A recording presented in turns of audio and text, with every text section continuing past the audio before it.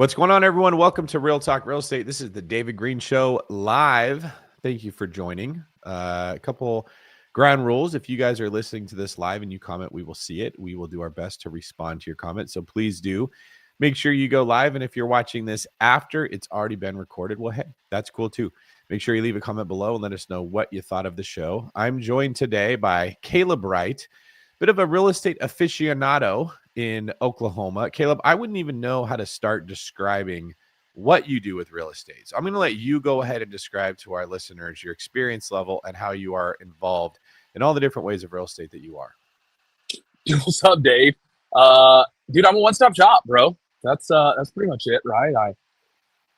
I'm a broker, so I help people buy, sell. I'm a new home builder, so I help them build if they don't want to buy something. I'm a investor, so I've got holds, long-term holds. I do some, short-term holds, like some flips, that type of stuff. One-stop shop, dude. Well, you also build houses. You mentioned that. Yeah, I said that. Yeah, I said Okay. that. You said it so Building houses, custom builder. Gosh, dude, we just wrapped one up last week, and so we're about to start two more. And when we start those two, we'll be with 7 in the ground at once. Pretty crazy. Okay. So you build custom homes for clients, help them design it, help them pick them out. They're actually crazy affordable. What's like a 3-bedroom, 2-bathroom house that you build might run somebody? Oh gosh, 3 2s. And we're doing some nicer stuff too. Our typical price per square foot is 150, 155 a square foot. We got a custom one for a guy. Had a very nice enclosed back porch, like screened in back porch. Super nice, 1,500 square feet, 3-2, 2-car garage. Dude, we got that thing built on his site. Had a beautiful 2-acre parcel just on the top of the hill. You can see the lake, the rivers. We built that thing for him for like $244, something like that. Okay, so 3-2, brand new construction for like $245,000 or so. Yes, sir. All right, and then you flip houses. You got some rentals out there. You're a broker, so you have agents that work underneath you. You're a real estate agent, so you sell houses. You also are involved in a T-shirt printing company. That's one of the biggest ones in the state. You're very humble, so you didn't mention that. You're the only person I've ever met that was offered, let me get this right. You were offered a semi-professional contract for a football team despite never playing in high school or college. Am I right with that? That is correct. That is a correct statement. You walked on to a professional. I did a tryout. What was that? They were the Tulsa Defenders at the time. It's a cool name. Semi-pro. It was cool. A little semi-pro league. And I was like, you know what? I'll go try out. And so I went and did all the stuff. I was a young man back then too. I was about 20. I was strong as an ox back then. I'm a pretty strong fella now, but gosh, I was close to 300 pounds, and holy smokes, dude, I was pushing like 400 for like 15 and 20 reps, 405. It was nuts. So I went and tried on, and they're like, they scooted over and talked to me, and they're like, "Where'd you play football?" And, I was like, "Well, I didn't." And like, no freaking way. And I was like, "No, I'm serious, dude. I just didn't play." And so they're like, "Well, we'd like you to play for us."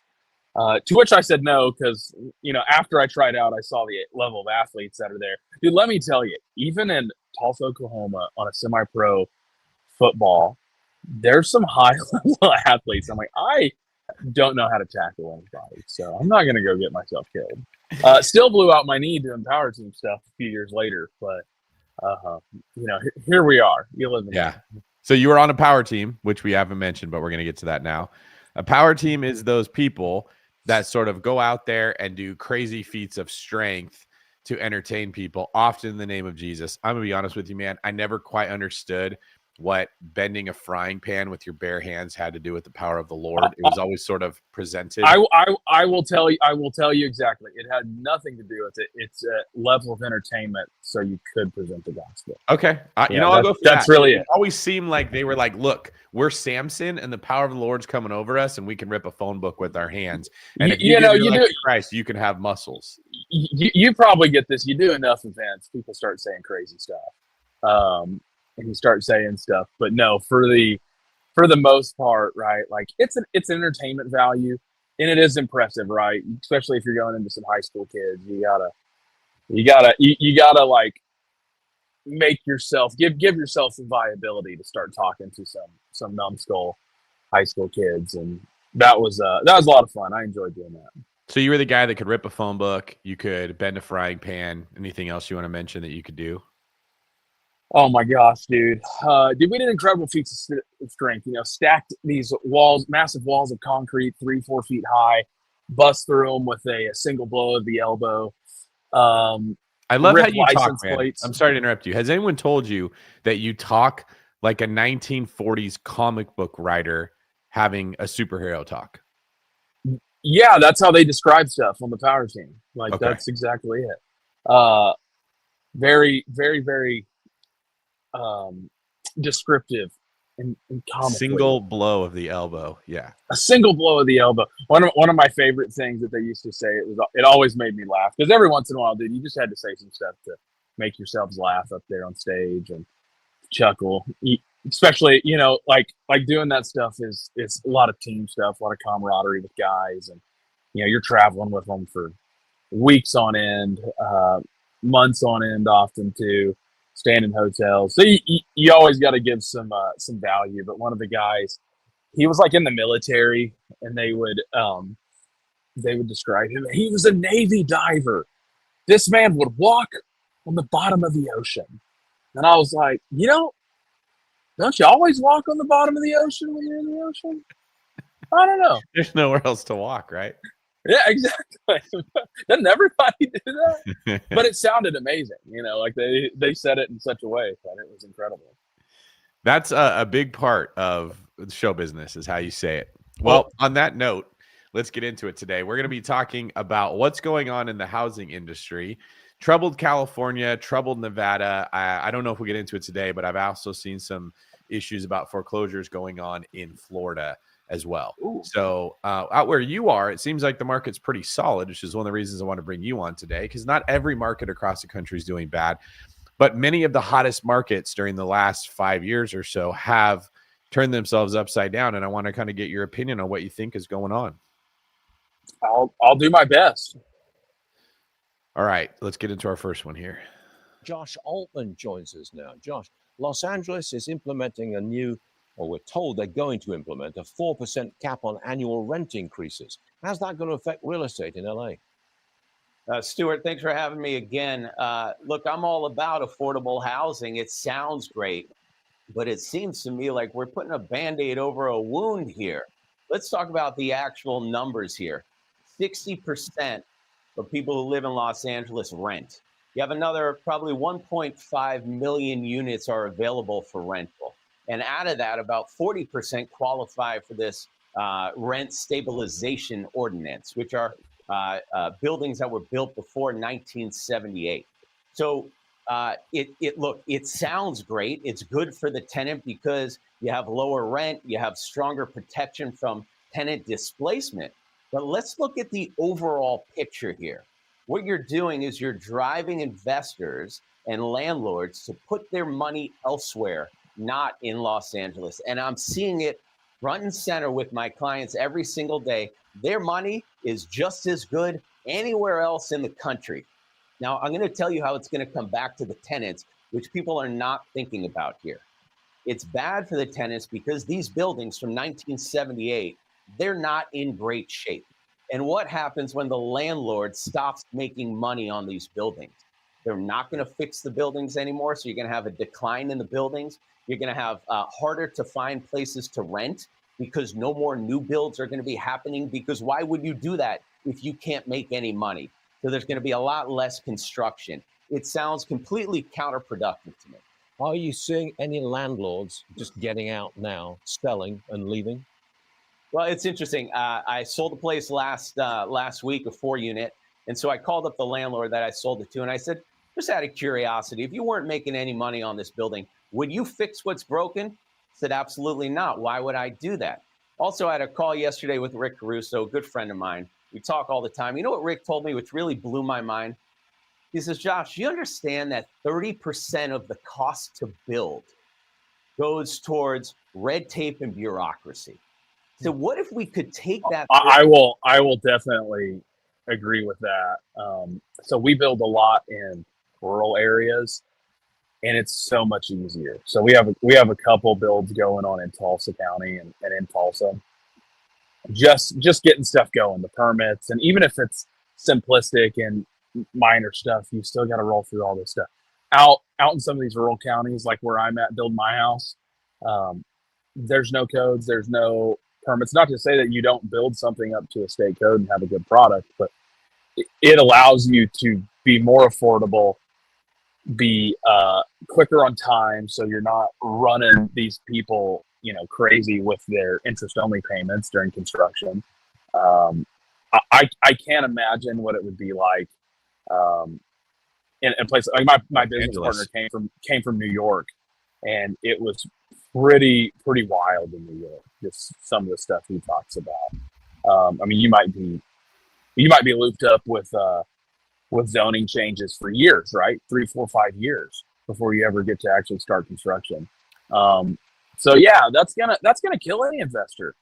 You can't get your money to work quickly, and why would you go there when you can go get a 15% return, 10-15% return in the Midwest and Tennessee, Arkansas, Oklahoma? Why would you not?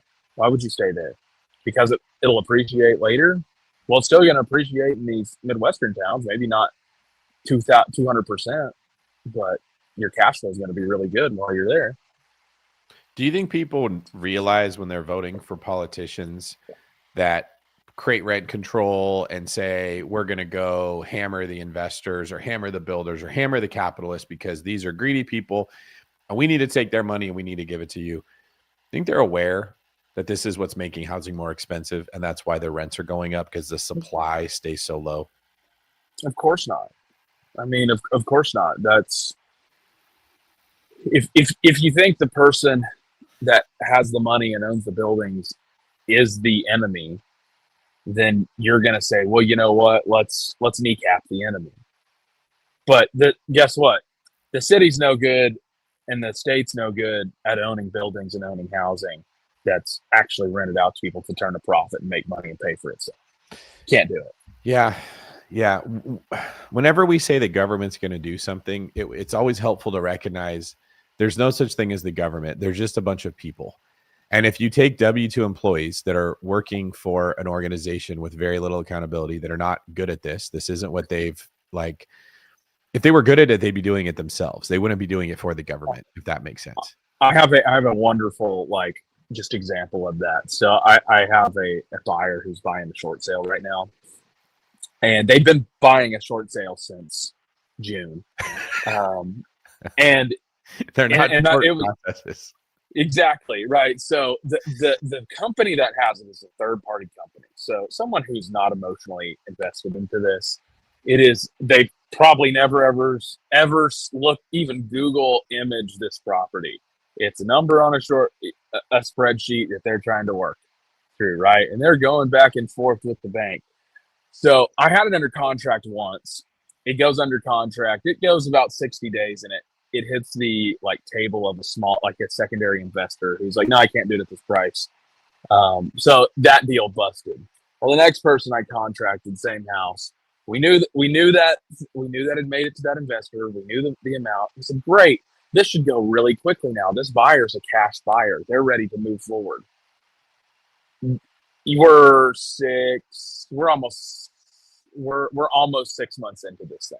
It'll be 6 months in December. And absolutely crazy. But what do you do? Nobody. They keep saying, I will read you right here an actual update from this company. It's so funny. For about 6 months, they have been giving non-update updates that say just crazy stuff. So here we go. We finally got like I feel like somewhere on this thing. And this is Friday. It says, "Good morning. I spoke with the bank. They confirmed that the short sale is still under review, and that they are not wanting anything else from us. I know this has taken much longer than anyone expected, but at this point, it's in the bank's hand, especially with the large influx of loss mitigation requests caused by the government shutdown. We are following up daily and pushing everyone as much as we can. Thanks." Like, there's not a lot of urgency there. Okay, let me know when it gets done. Yeah, not their problem, That's right? That's a The great government. Pass it on. Meanwhile, the person that's going to buy it keeps driving by, and they're seeing the grass grow up, and then a new like ticket essentially assessed on the property from the city, because they're going to charge them every time it has to be mowed. Is that short sale company going to pay that off? Who knows? I don't think it rolls up as a lien on it, but it will when they start to put their utilities on. Or you lose the buyer altogether who buys another house, and now they are forced into a foreclosure, not a short sale. Agreed. Yep. So it's going to keep prices down. It's going to get people excited to build like they do in Florida. By the way, all the agents in Florida, they're laughing at the agents in LA, what we have to deal with here. Sure. You're going to have more units. Prices are going to go down. Investors are going to invest, and LA is going to be happy. That's how you approach this the correct way. You've only got 1.2% of Los Angeles homes changed hands this year. Wow. The market's stagnant. Why isn't anything happening? Why is there no more sales going on? How much time do we have, Stuart? Because there's 30 a lot seconds. happening.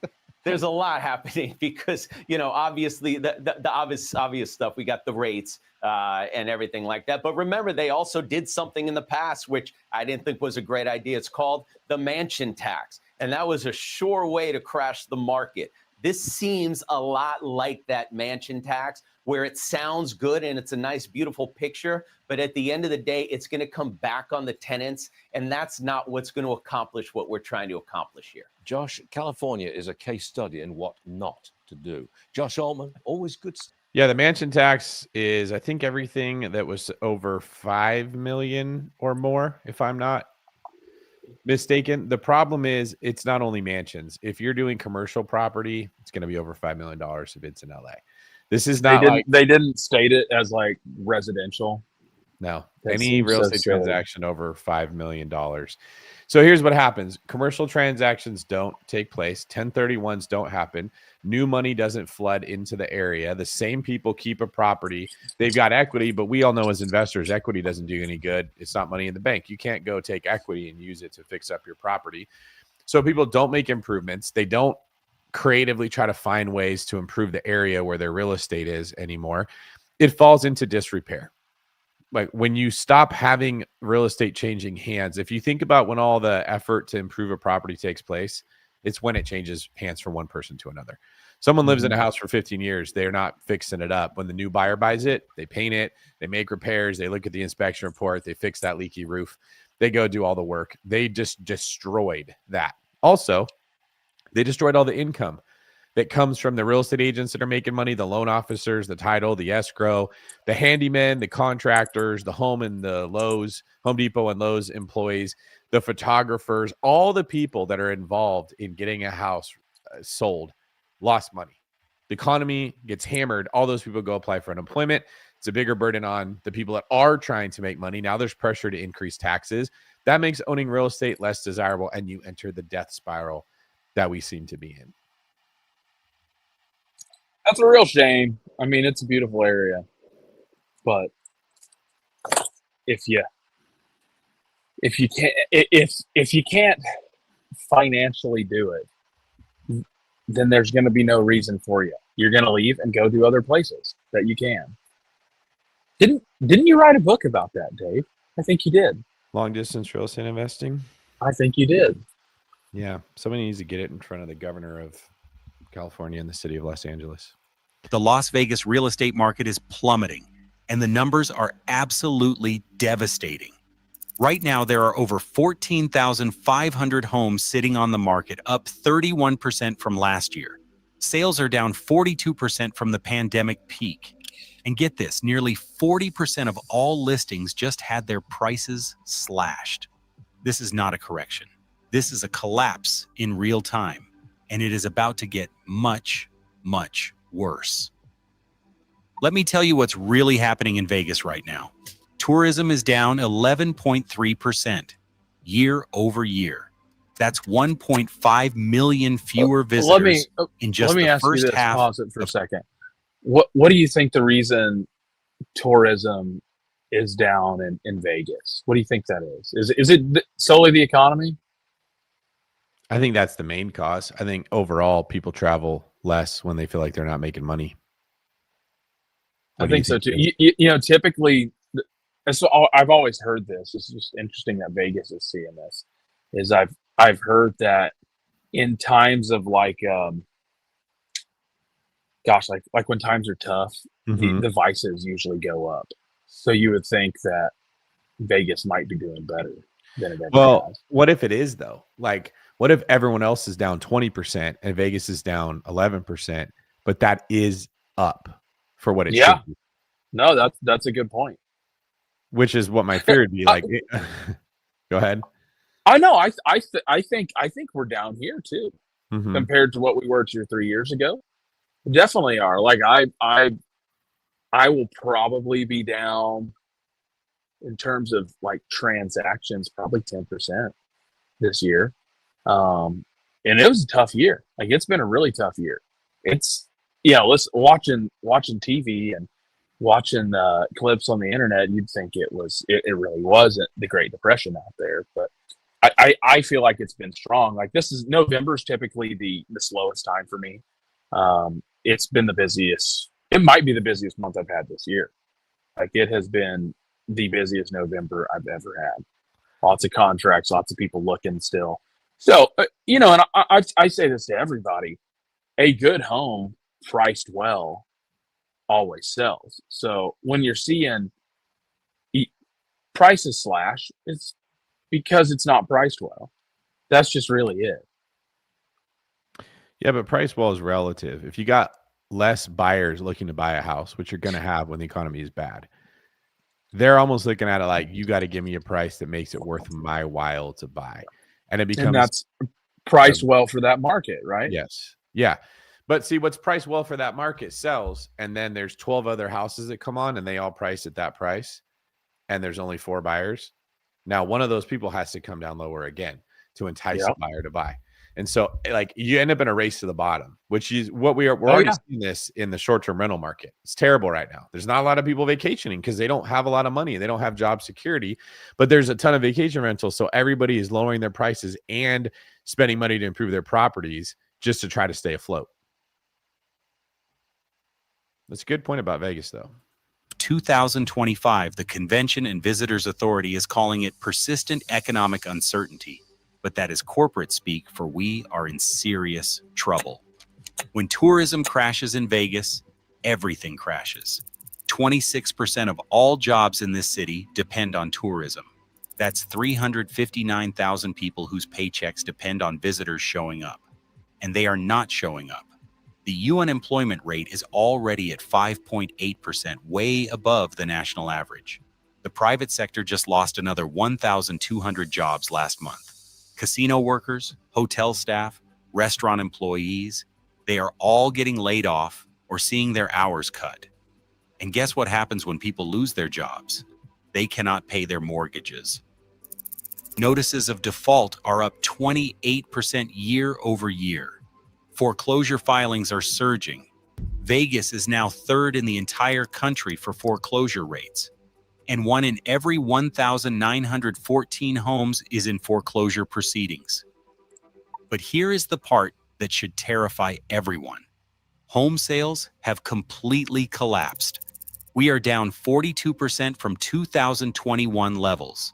Transaction volume is 23% below the long-term average. In October alone, sales dropped another Hey, pause it. 8.5%. Did that say 1 in 1,000, 1,200 homes? Just a few seconds ago, is in, what is that, like 0.01%? Lapsed. We are down 42% from 2021 levels. Transaction volume is 23% below the long-term average. In October alone, sales dropped another 8.5%. Homes that used to sell in days are now sitting for 55 days, some for months. It's The market- 60 to 90 days for sure right now. I see a lot of that. Like stuff that used to go in, 14, 20, 21 days. It'll sell, it'll move, but it's 60 to 90 Mm-hmm. before you get a contract. Pretty, like I've got some customers right now, and it's a good house, large home. When they bought it, it had probably been on market about 4 months, and they bought it right around this time, right kind of into the year. They've had it for 3 years. They're not up that much from where they bought it, maybe Mm-hmm. 5-10%. They bought it like 250. It's around 270 right now, 274. It's a good house. They've made good improvements to it, and I'm just like, it'll take us a while. It's going to take us a few months to sell this thing, and then we're going to roll into the same time that you bought it. It just is, But hey, not everybody can buy and sell at the perfect time. You got to do it at what is your perfect time.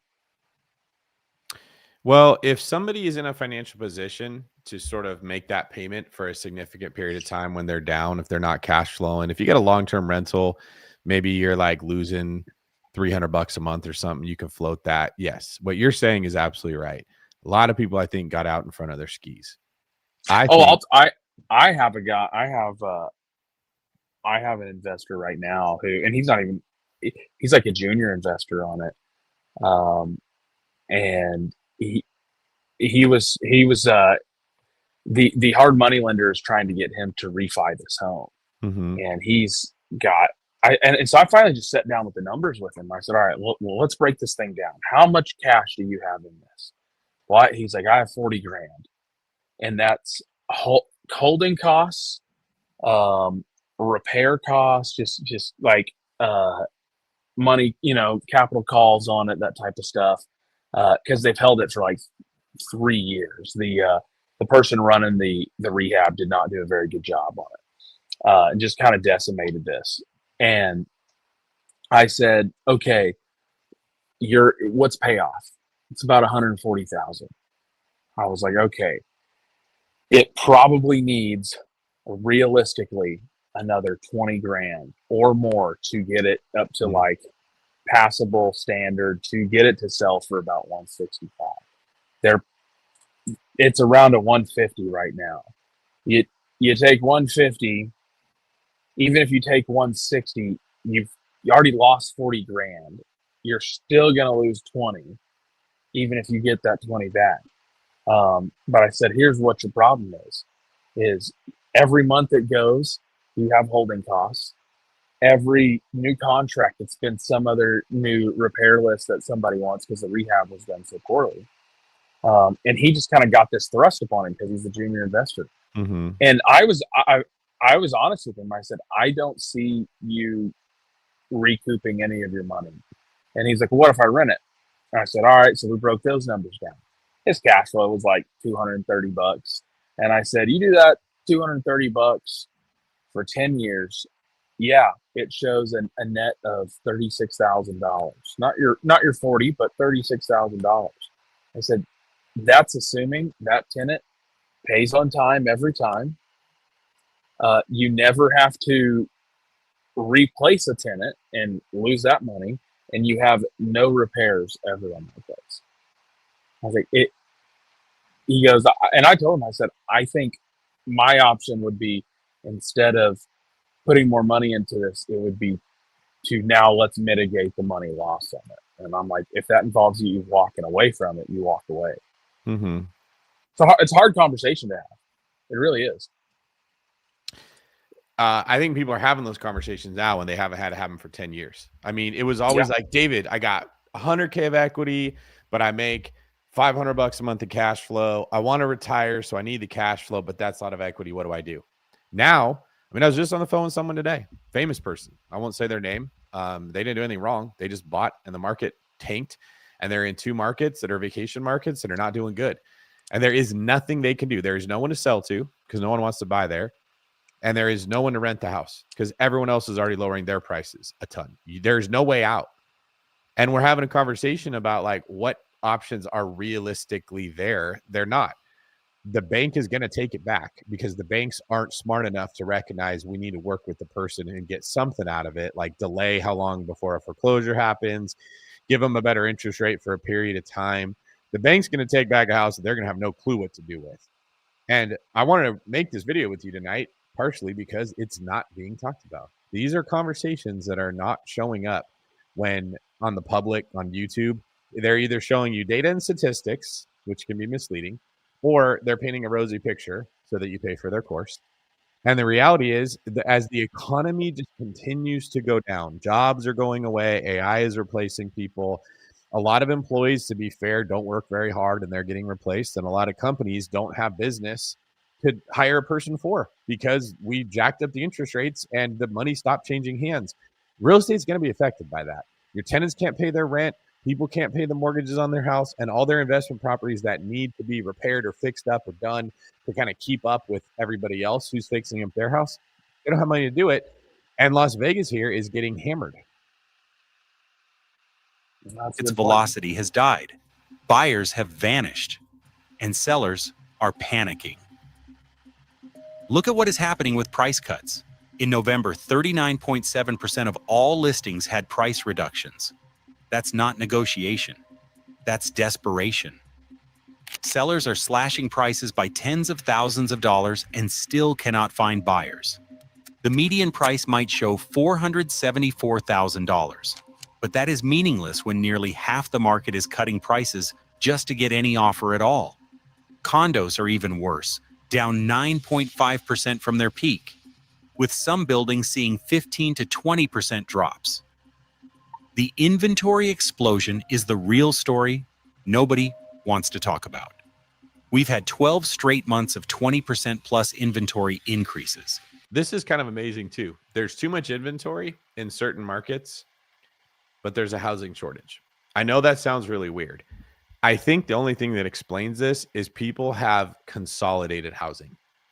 They've moved in together, or they moved into apartment complexes, or they moved into mobile homes.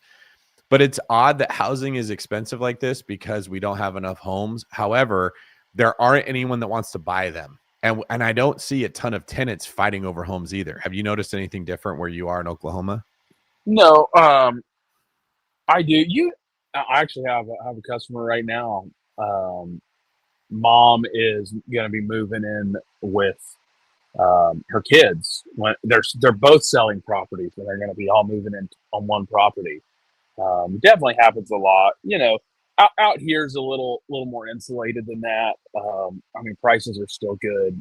Rural areas, you've got so many different loan opportunities and things that help people out.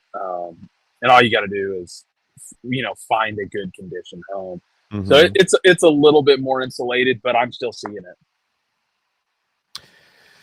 It's like I don't know. It needs to be talked about more because this is a weird problem to have that they've overbuilt in Las Vegas. There's houses that are just sitting there. I don't know that it's necessarily like the equilibrium of housing as much as it is buyers can smell there's probably a crash coming and they don't feel urgency to step in and buy.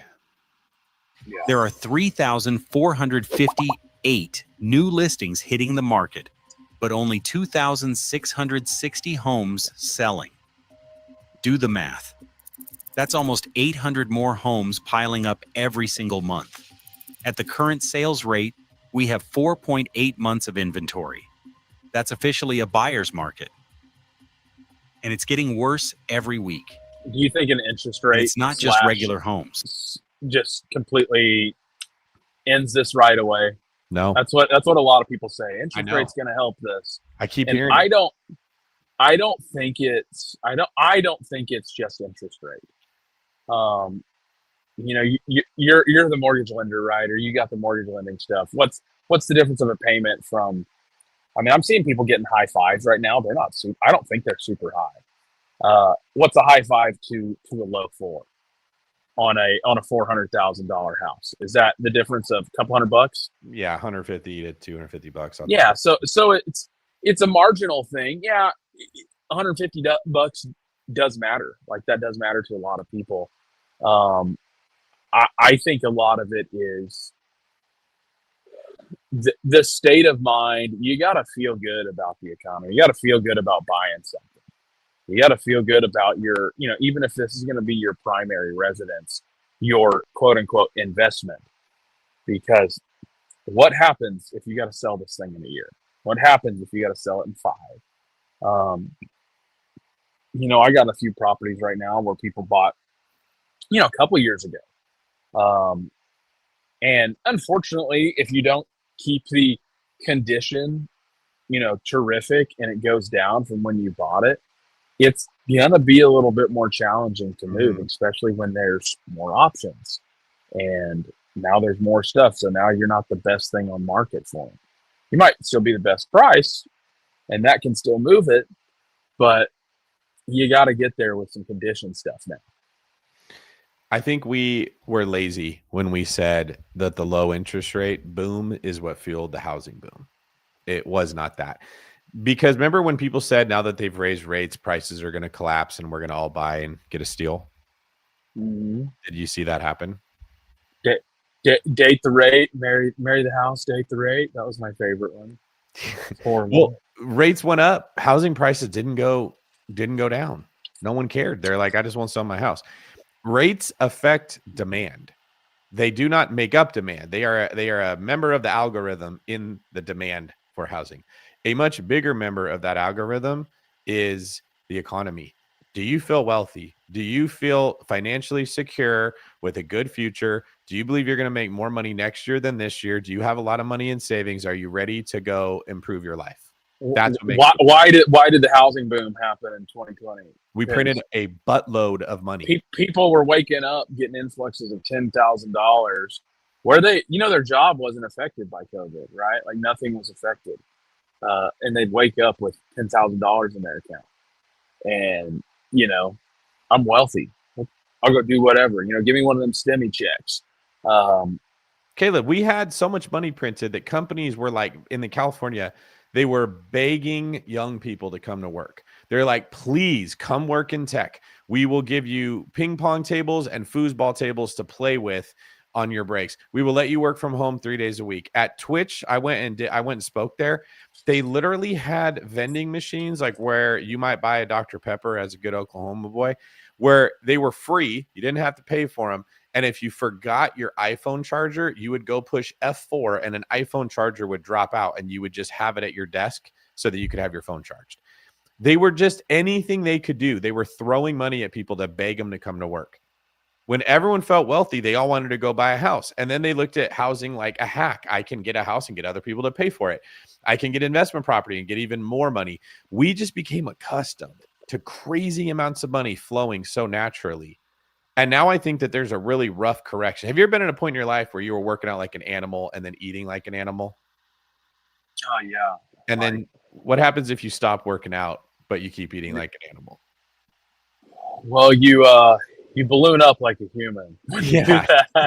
Right. There's an adjustment. It's tough. I think we're in that place. We are all very fat because we've been living like we're in an amazing economy, but we haven't been in a good economy since they raised rates. I would agree with that.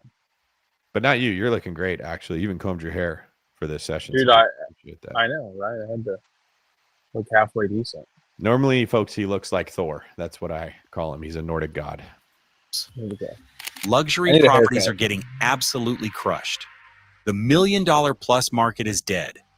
Transaction values are down 12.8% for high-end properties.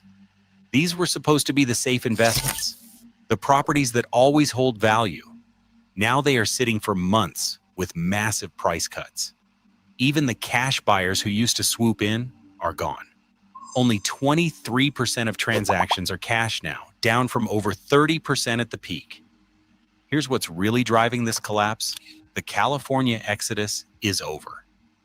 Remember all those tech workers and remote employees who flooded Vegas in 2020 and 2021? They are leaving. California traffic on Interstate 15 is down 4.3%. These were the buyers pushing prices up, bidding over the asking price, buying sight unseen. Without them, there is no floor for this market. The population growth that justified these prices has completely stalled. But wait, it gets worse. The builders are in full panic mode. New home sales are down 37% year over year. Building permits are down 33%. When builders stop building in Las Vegas, you know disaster is coming. They are offering desperate incentives, rate buy-downs to 4.75%, tens of thousands of dollars in closing costs, and free upgrades. The median new home price hit $550,000, but nobody is buying, even with all the incentives. Builders are sitting on thousands of lots they cannot develop because the math does not work anymore. The rental market that was supposed to provide stability is collapsing too. Vacancy rates are approaching 10%, almost double what they were 2 years ago.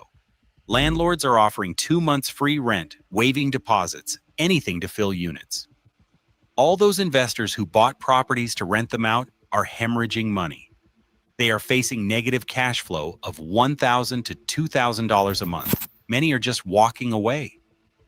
What's happening in the neighborhoods is even more shocking. North Las Vegas, Paradise, Sunrise Manor.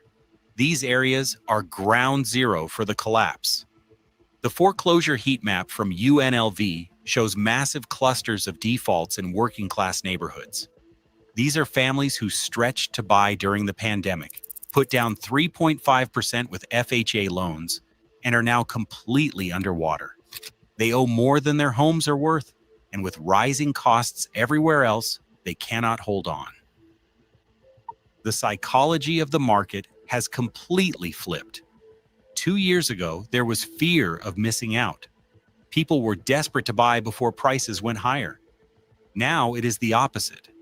Buyers know they have all the leverage. They are waiting for prices to drop further.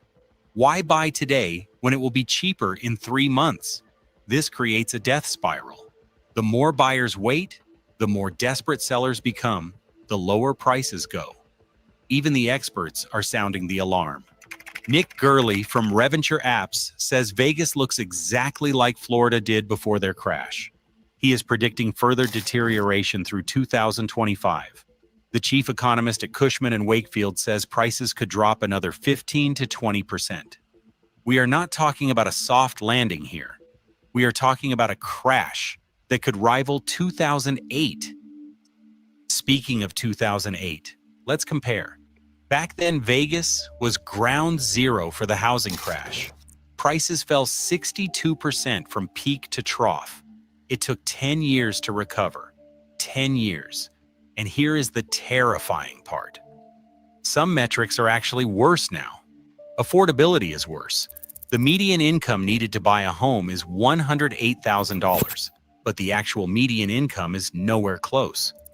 Interest rates at 7% mean a monthly payment of $4,500 just for principal and interest on a median home. The economic fundamentals are crumbling beneath this market. Tourism is not just down temporarily, it is structurally declining. Vegas is the only U.S. destination forecast to see international visitor spending decline in 2025. That is a $12.6 billion loss. The Formula One race that was supposed to save everything is not enough. The conventions that drive midweek business are not coming back to pre-pandemic levels. And then there is the water crisis nobody wants to discuss. Lake Mead is at historic lows. Water restrictions are getting tighter. Insurance companies are starting to factor in climate risk. Do you think people want to buy homes in a desert city running out of water? This is not just about economics anymore. It is about the long-term viability of Vegas as a place to live. The institutional investors who pumped up this market are quietly exiting. Hedge funds and So REITs let me that ask bought you this: thousands of homes the people who are exiting Vegas right now, they're not going back to California, or are they? If they go back to California, you think they're probably moving in with family instead of getting their own house? Probably. They're They not move buying. that doghouse right there. There you go. Hey, dude. All you gotta have to do is a little insulation. That's gonna be nice. Yeah, they're not moving back to places like California. They're coming further inland where pricing's good. And it'll probably end up doing the same thing. It'll drive prices up like it did there, and I'm hoping again, some of these areas are more insulated than others, but Mhm. it doesn't mean it's not going to get there. It just might take a lot longer than it has been for everywhere else. I think you don't see this happening in the Midwest markets. I haven't heard any talk about a crash. It's the coastal markets that are more expensive. That were the belle of the No, ball where everyone wanted to be. yeah, no. I mean, I'm still moving people in like a a down year, and people are and things are still up, right? Like things are still up, but you might sell a little bit less transactions. Okay, well, that probably is somewhat of the economy, right? Like we get trickle down. I remember like 2008 crash really didn't touch us until like 2010, 11 maybe. It was like 2 or 3 years later. Mhm. So it took a long time for it to get here. Like a lot of areas were back kind of, they had crossed that hump and they were back on the up when it hit us. So again, probably will experience some of that. I think it will probably come, but I do think this is like the Midwest is a growth area. Like people are abandoning the coastal areas for the cost, and they're coming elsewhere. Well, when the market, like the markets that were hot, we're talking about the coastal markets, they were hot because everyone had money. And when you have money, your mind goes to how do I improve my life? People can't help it. Like, you ever seen somebody happy in their relationship, lose a bunch of weight, but leave their partner? They think they can do better, right? They improve their life. They wanted to do something that would get them more. Somebody gets a raise at work, somebody does well financially, they want a bigger house, or they want to move to a market with better weather, more amenities. It's trendy. Austin was super popular for a while because it was the cool place to be, right? You ever seen someone's Instagram, Bob Smith, ATX? Everybody was ATX. They needed you to know that they were in Austin, Texas. Florida, same thing. South Florida was the hottest market I had maybe ever seen in my life because during COVID, all that Wall Street money moved into Miami. And then all the girls flooded to where the money was. All the dudes flooded to where the girls were. All the businesses flooded to where the smart people were. Everything kind of centered in South Florida. Well, when the spigot got turned off and all the money flow stopped, which is basically when they raise rates, nobody wants to be in those markets. It's crazy expensive. Florida's hurting, man. Their insurance is up. People are flooding out of there. They're all leaving. California, everybody wants to get out of there. The expensive markets like Austin, they can't rent their units out.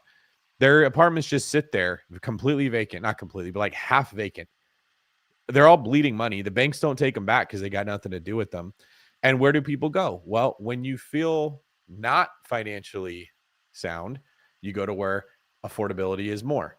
You go to where there are cheaper real estate, where gas prices are lower, where food is lower, where you feel safe because the cost of living becomes the attraction, not the weather, not the bikinis, not the Brazilian butt lifts, these other things. And I think that's why we're seeing this like shrinking. Were you about to comment on your Brazilian butt lift? I apologize. I probably shouldn't have brought that up on this live. That was Yeah, dude. I'm still in recovery from that. I don't know why you bring that up. You're doing a great job sitting there on this video. I know it's got to be painful. Well, I'm on my donut. So. Okay. No, like, yeah, I think you're right. You, in times of uncertainty, you flee to security. It's not that crazy. We do it for anything, like Oklahoma, we have tornadoes, right? on my TikToks, it's so funny. That's a pretty hefty comment. Is what about them tornadoes? That house isn't going to be there in 8 years, or 2 years, whatever. And I will say I've never ever seen a tornado, but probably once a year I have to go seek refuge, right? Because there might be one close or there might be something. So in times of uncertainty, you go find safety. You find where it's going to be safe. And in a tornado, you're gonna go to a storm shelter. Well, in an economic uncertainty, you're gonna go find some place that's cheaper, more affordable, job opportunities, all that stuff. It's a normal human reaction. Yeah, and the idea is you want to be a step ahead. You don't want to follow where everyone else is going. You want to anticipate where they're going to be, and you want to buy there. And you want to sell before things get really bad. By the way, I don't know if we talked about this, but I need a verbal agreement from you here where it can be documented that the next tornado comes, I have a spot in your shelter. No, you do have a spot in my shelter. You have a room at my house. It's there, and then we'll just walk through the gym to the storm shelter. Yeah, and we'll leave the door open. I'm gonna need to be in your gym because I don't know if people know. I can barely raise my arm that high. I had a surgery. I don't know if you can see the scars here on that ruptured bicep tendon that you saw, and I am now incredibly weak. Like I have no bicep. It's like disappeared. You're not wearing the little like sit cast thing. So no, that's good. Yeah, but you're on the up and up. I'm limited to 5 pounds is all that I can lift. And my shoulder barely moves. So I'm in physical therapy right now. I'm going to need to use that gym is what I'm saying. We're going to need. All right, dude. There's going to be a place for you. We're getting the full dumbbells set up and not just the little adjustables I have now. So if you were a superhero, you'd clearly be Thor. Who would I be if I get strong like you? Do you know who Plastic Man is? Plastic Man. It doesn't sound flattering. No, it's like Mr. Fantastic. I'm stretchy. That's my superpower. Okay. Yeah, dude. It's the arm. Oh, I see. Because I put my arm out. I put you on the spot. I probably shouldn't have done that. All right, let's get to some of these. You're saying that's a bad superhero? That wasn't a great. That's not your best work. Plastic Man is funny. I held my arm out, and you said, "Well, I've seen Plastic Man do that, so we're gonna shoot with that." Well, yeah, I have, but Plastic Man's funny. Plastic Man is like is some good comedic relief. He's hilarious. All right, so you were trying to be funny there. All right, we'll take it. I thought I was going to get Captain America, something a little more serious maybe, but no. How about Black Panther? Yeah, I can't say that's the first time I've heard that one in my life. That's true. There you go. Excuse me. All right, let's get to some of these comments here from Nick Pop. Hoping there's still a way to make numbers work in California markets.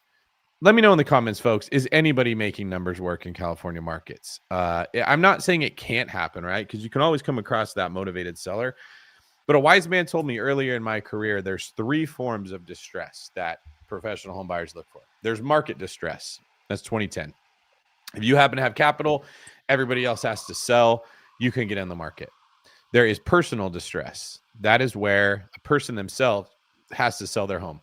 They got to get out from underneath it for whatever personal reasons they have. That will always be there, and you may still have opportunity in California. And then there is property distress. That is when the home itself is in such disrepair, you can get a really good deal on it. My personal take here is that property distress is becoming harder and harder to find because the market has been so good for 10 years that a lot of properties were fixed up that used to not be fixed up. Personal distress will always be there, and market distress may be the area that we're going. Or you have, here's one for you. When you have 100 wholesalers and all these people in it, and they're sending everybody all these cards that we want to buy your house, and they start to think, hey, my house is worth a lot. Where you used to get a deal from a very seller, down on their luck seller, very motivated. Hey, I got to do this right now. Well, hey, I've got 3 mailers. I'll call these guys. Now, whether they actually whether a wholesaler fulfills that and contracts and closes on it, that's a different story. But they sure think they're going to get a lot more. Yeah. Yep. I just did a podcast the other day. I don't think it's aired yet with Tony Javier. And I was telling him there is now so much interest and demand in like off market activity, like wholesalers and flippers. Off market is its own market. He said it's not uncommon to send a mailer, show up to talk to the seller, and he's the third or fourth appointment of another person that sent one that wants to get that house. That is not different than selling through a real estate agent when you're interviewing agents and they're all fighting to get the deal. Oh yeah, and a lot of times, like, you know, as a broker, I'm not a huge fan of the wholesale stuff because I've seen, People get you know, ripped off. I've seen them. I've seen a wholesale guy collect a $20,000 fee on somebody who's just super down on their luck, and you know, if they just went on market and even sold it as like a, you know, a wholesale on market, they would collect that $20,000, right? Because an investor is going to pull it off there, and it's just it's kind of crazy. I see a lot of it. You know, there definitely is a time and place. You need some people knocking doors and doing that stuff, finding deals for the other investors. But yeah, you know, but I mean, do you think that has something to do with why we're having such a hard time getting regular W-2 jobs filled, and everyone's like, it seems like so many people flooded into the easy work of being a real estate investor, and no one wants to do the gritty work? Yes, because we what did we do in 2020? We watched all these videos. What we have an influx of $10,000 that a lot of people, you know, and good for them, right? They didn't want to go buy something, go buy some shoes or the newest video game. They're like, get a side hustle. Well, what they do, they wanted to learn how to wholesale, or learn some other thing on in that section. Yeah, and then they made a little money, and they don't want to go back, even if they're struggling now. I think that's a very real thing. All right, Bless 720 says, "What happened?" I don't know what he's referring to there. Angela, what types of cities are more affected by this? Are there any regions that aren't as affected? Well, it sounds like your hood's not doing too bad. That would be you, Caleb. I lost my sound. Can you hear me now? Caleb, folks, is sitting in the middle of a rainstorm out in Jennings, Oklahoma. There may be a tornado now. Can we confirm that you were not lifted up? Oh, he's gone. It does look like a tornado hit him. Don't worry, folks. He'll be back. This does put pressure on me, though, to carry the entire show. Lucky for you, I'm a professional. From Punakar. Oh, didn't have to do that for long. Welcome back, Caleb. Sorry, I went away for a second. Everyone was afraid that you were caught up in a tornado. The comment section was blowing No up. tornado. It is raining. I'm looking at the comment section. I made that up. I just wanted you to. I was going to say, don't lie to me right now. Punakar, the Redo Club has that data. It's the Northeast states that's holding up better. That sounds good. Punakar's picture looks like something out of a movie from years ago. What movie am I trying to think of, Caleb? They made two of them. Scarface? Is that what you're thinking of? No, it's like a cartoony type of a movie with a hero that was narrated in a kind of a cheesy fashion. They made two movies that were animated very similar to this. Jessica Alba was in one of them, and Bruce Willis. You don't remember that? Were animated? Jessica Alba. They weren't. Hold on, chat. Go to the chat. Okay, he's gonna look this up while we're looking. Punakar's picture looks like this movie. I think Spirit might have been in the name of one of them. It was like The Spirit or Spirit, and then the other one, something City, maybe. Oh, it's on the tip of my head. It kind of looked like. Are you talking about Sin City? Sin City, yes. I think that's not animated. No, but it has that look like his. It wasn't. Yeah. Yeah, it's got that like noir. What do they call that? Yeah, noir. Look feel to it. They did something like an overlay of animation type of a deal that made the characters. His picture looks like that. I probably should have said he looks like he's from Grand Theft Auto. Everyone would have understood that. I made it weird. Okay, I feel you. Yeah, generation. I mean, I've never played Grand Theft Auto, so no, you don't have time to play games, guys. I interviewed Caleb on Real Talk Real Estate, and he made the claim that he answers his phone 100% of the time. In fact, he's never not answered his phone in his entire life. It's a bit of a sickness. And two people called him immediately upon hearing it. He answered the phone, and their answer was, "Holy cow, you actually do answer." He said, "Huh, you did answer." I was like, "Yeah, I do." It's Man of his crazy. word right here. Man, All right, Corey G, GTRE. My question for you, Caleb. What do you think GTRE stands for? Got to be something real estate. I think we're RE. halfway there. Yep. I don't know. G. Corey Got to G. be a last name. Yep. The G is probably his last name. So the G and GTRE is, we just need that T. I don't know, dude. That's Me neither. that T's a mystery letter. And I think we got 75% of the way there. Corey, let us know.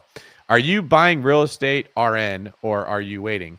My next question for you, Caleb. When you read a text message where somebody puts RN for right now or OMG instead of oh my God, do you read it in your mind as RN or do you read it as right now?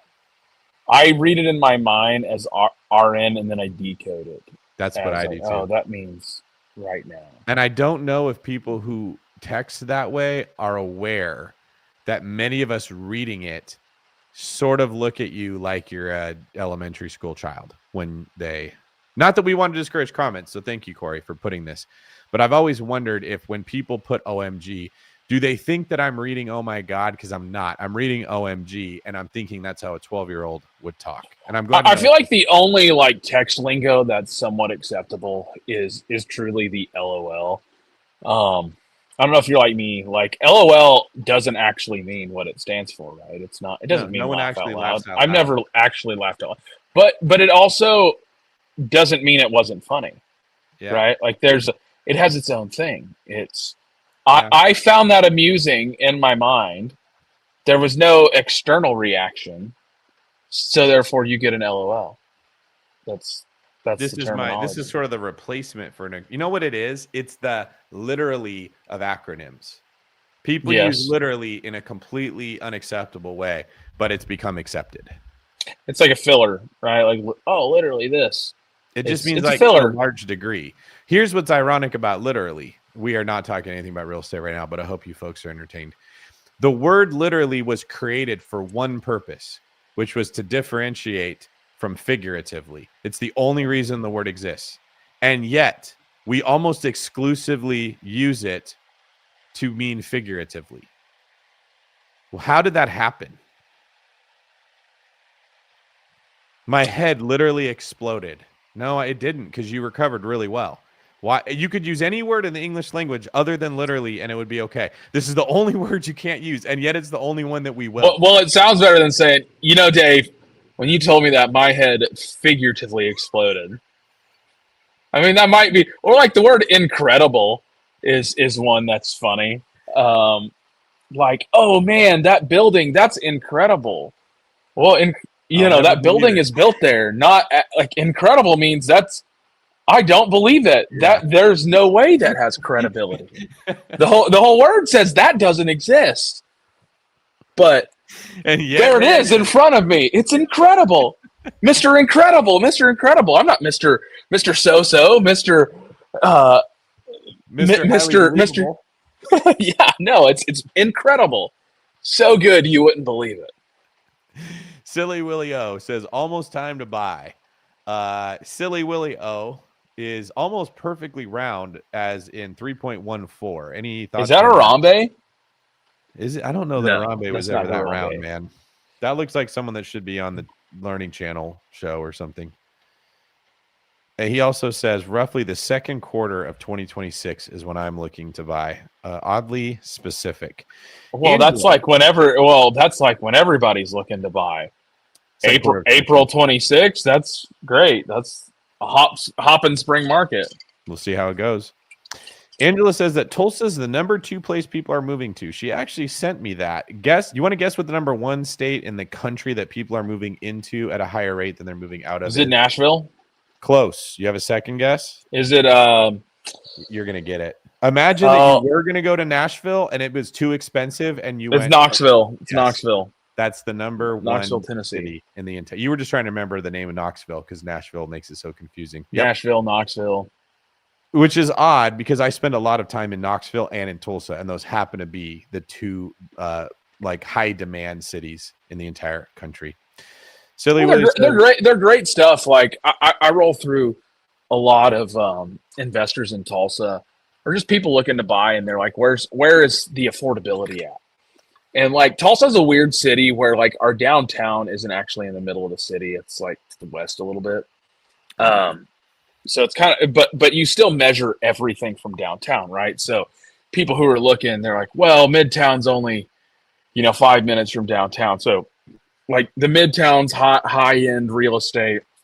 Well, then you get started going south, and you're kind of familiar with it. You roll into South Tulsa and Jenks, and then Bixby. Those are like the big kind of expensive areas. Well, after those kind of started to fill up, you started getting some bleed out to the east, which was Broken Arrow. You started getting a little more bleed out further south. You started getting some stuff to the north in Owasso. West, for some reason, there's a little pocket of Tulsa called Sand Springs that I had a bad stigma, like it was industrial and kind of ghetto stuff. That is now like starting to, and I've been saying this for like 5 years. I'm like, I have a buddy who's got a few real estate investments there, and downtown Sand Springs has started exploding. Like it's where all that growth, all that development's going. And then what's going to happen? You got some more rural areas that'll grow from that too. You'll get some bleed out over that. It's still moving, expanding, and they're great places, dude. They really are. Yeah, that's true. What you find is, we were just giving an example earlier. I was trying to remember what it was. It's Nashville and Knoxville. People fled to the main hub in an area. It becomes expensive, and they go, well, I can't quite afford the main hub. What's around it that's cheaper? Those are secondary markets. Maybe you even get into tertiary markets where you find you get way more affordability and you will still get price growth. So Knoxville is crushing it because Nashville became too expensive. I have a friend who got talking about Nashville. I have a friend who I'm not gonna say who they are, but they were on American Idol, right? So and they did very well. And he was talking to me about moving back to Oklahoma, and I was like, well, dude, aren't you guys like recording a lot in Nashville? Don't you want to live there? He said, man, it's just so expensive. And I was just like, dude, you could probably just like Tennessee's, I feel like is very close to Oklahoma. I'm like, you could probably just push out like an hour outside of Nashville or Knoxville or something and find something very affordable, very nice, good neighborhoods, and be very close to where you need to be to do your work. That's what you want to do. That's the example of Sand Springs to Tulsa. Yeah. That's why you're seeing this happening. Smart money doesn't go to the expensive markets. It goes to where there's demand, and then it moves just to the fringe where it can get a place for half as much money that will be worth as much in 5 years. Because really, though, what's a 5 or 10 minute extra long commute? Yeah, especially if like you've been out to you've been out to my place. I live in a rural area. For those of you who don't know, it's about 35 minutes to the west of downtown Tulsa.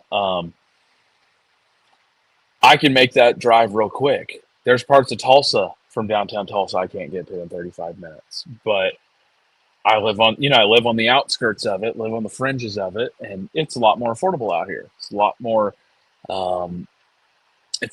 Cost of living is just much more inexpensive. Yep. Silly Willie says, I don't think they'll move back because Vegas is still cheaper. I'm sure that was in reference to people leaving California or people leaving Vegas. Vegas is a tourism area. However, I think that there's things in Vegas other than the Strip that we just wouldn't think about. Nevada's not a bad state. I mean, they are no state income tax, I believe. It's relatively let people do what they want to do. I kind of like the Reno area. It can be a little rough in certain areas, but it's beautiful when you get up that way. Reno's like, if you're in Northern California, you go to Reno. If you're in Southern California, you go to Vegas. Mick says, great duo here. Love the opinions, which is very good English for a dog that was somehow able to type. Yeah, I was going to say I wouldn't argue typically, but I might have to argue with that dog. Yeah, you just don't like a dog trying to tell you how you should be living your life. Yeah, I'm kind of down on dogs though in general right now. I've got one. He just doesn't listen. He's not a very good dog. Oh, and you don't take any responsibility for that? Well, it's not my dog. It's my wife's dog. Fair point. I inherited it. Sunday night and- therapy sessions on the David Green Show. Caleb, hang in there, Yeah. man. I'm But trying. this dog does like us and think we have a good thing going. So I would you. agree. I would agree with you. Mac 5888. Silly Willie says he has a friend in Idaho who's been killing it last 7 years. I think outside of Miami, Boise's probably been the hottest market in the country for the last 7 years. People don't realize this because I don't talk about it a lot. There's actually a lot of pressure on me to know what's going on in the country. Because my first book was Long Distance Real Estate Investing, I sort of became this de facto expert on what was happening and where, and everyone was asking me where to invest. And then on Bigger Pockets, I'm in this position that everyone's listening. And I was like, man, I got to know everything about every market. If somebody mentioned Greenville, South Carolina, and I didn't know what was going on, I was ashamed. Like, oh, they're going to figure out I'm a fraud. So I have to pay attention to stuff I don't even want to pay attention to. But I do happen to know there's a lot of people happy in Idaho. If you think about the markets that did the best, it's pretty much where Californians leave. If you're a hardcore conservative Californian, which there are plenty of them, you go to Idaho. If you are an angry conservative in California, you go to Scottsdale. If you are I'm kind of like the artsy fartsy type, and I want to go somewhere where I'm not taxed to death, but I'm not like a crazy gun loving patriot, you go to Nashville. If you're a pretty like of the right in California, you're pretty far to the left, you go to Austin, Texas, right? Like it's kind of predictable where a Californian is going to go. And all of those areas are the ones that exploded in value because the people sold in California took all their equity to these places, drove up the prices. But you can tell where a Californian is going to move. Well, they also get something that I feel like for relative, like in relatively speaking, for the value, right? Like they get something they could never ever achieve in California. Right? Like I've got a 80-acre ranch in the Wichita Mountains for sale right now. Brand new home, 2,400 square feet, super high end custom house for $875, which is, unthinkable to somebody coming from there. Mm-hmm. That's amazing. Oh my gosh. Yeah. I think Wichita, Kansas will have its day. I don't know when, but I feel like it's coming. It's affordable. There's industry. I think at some point Trump is going to move. He's kind of stuck in the tariff battle right now. By the way, Caleb, do you have any info? I don't know what triggered this we need to give the tariff money back thing that was put up to the Supreme Court that I've hearing people talk about. My guess is like there's a claim that he exercised authority he didn't have. He had to go through Congress to get the tariff. I don't know. I'm completely speculating. And that's what led to this. I think it's got him really wrapped up in fighting to keep the tariffs, which has a lot of money coming in. But if we can get that behind us, my guess is he will move into getting manufacturing jobs coming to the Midwest. What's your thoughts on if I'm right here? I have no idea. I kind of get, frustrated a little bit on why they can block everything. I'm not going to say every idea he has is good, but like the country elected him, let the guy do his agenda. He said he was going to do it the whole time. Why are you going to block every little second of his doing? And that's on a state level too. My dad's running for state rep, and somebody asked him the question the other day about people. Should a governor be elected, be able to appoint somebody, or should they be elected like Secretary of Education? This is kind of going off left field, for kind of merging from that question, but a little bit of it is, if you elect a guy, let them do their thing, let them run it, let them try something different. The tariffs haven't been tried in a long time. Seems like we're bringing in some money. I would rather, this is me, I would rather get taxed on something that like I buy, because I can always control my spending. I can always control, hey, I'm just not going to buy that thing. Do I need a imported golf cart? Probably not. Do they make I shouldn't Ducatis? buy that. That would be kind of tempting. A Ducati golf cart or just like an Yeah, imported? Ducati golf cart. I'm sure they do, dude. Those import. I don't know if you're on the TikTok shop channels, but Vivor makes everything, dude. Okay. So they probably do. No, I don't have TikTok. I was warned by my good friend Brandon Turner that TikTok was the most addicting productivity killer in his life, and I'm like, I'm just not putting it on my phone. I'm saying Oh, no it to drugs. is. Yeah, I don't need that. I'm one of the DARE program students. I don't know if you guys have that in Oklahoma, but there was the DARE. Yes. What is it? What did it stand for? I don't even remember. I don't know if they ever even told us. It was just to keep kids off drugs, but that was clearly not the acronym. Dude, we used to have school assemblies where people like bring a dude in from prison and chained up everything, and he'd like killed somebody in a DUI, and he's in prison for the rest of his life. Just scary straight type of Bro, stuff, dude. They brought someone into my 3rd grade class with arms completely covered in like meth oozing. Oh yeah. And they had us walk by and look at his arm. And like, if you do drugs, that's gonna be you. I mean, Which probably was crazy effective. It made its mark, right? And like, we don't do that kind of stuff anymore. we need to do it. You know, really, what happened is they applied all that, like, hey, we're gonna keep kids off of drugs, and off of that to, hey, let's stop bullying. Yeah. And then, you know, we know where that got us. Yes, that's right. Nick Pop says, by the way, Nick Pop 8, I don't know why, but that name flows really nice. And he put a lot of effort into this question. So we appreciate you, Nick Pop. Is there a way to underwrite a loan to justify purchasing a property at a higher purchase price during a riskier, more expensive economy? Could inventory move if sellers could cover future downturn costs? This is clearly a man who's thinking. What do you think, Caleb? Yes, I do think if you can justify purchasing a property at a higher cost, but you need a pretty hefty concession at that. Like, let's say I think I told you about this deal, David. I had one earlier this year. It was VA loan. VA loans are super cool, right? Because it's not actually, like, if you look it up, it shows that you can get up to 4% in closing costs, right? Well, if you structure that and apply it differently, you can get up to 8%, I think. So I had a customer. He bought it was listed at 575, and he needed 7% concessions to, like, go towards a whole bunch of stuff. So I ended up buying that thing at like 615. Got $42,000 in concessions, and that was able to, like, go towards rate buy downs, paying off credit cards, and a lot of different things that had his, like, debt to income kind of high.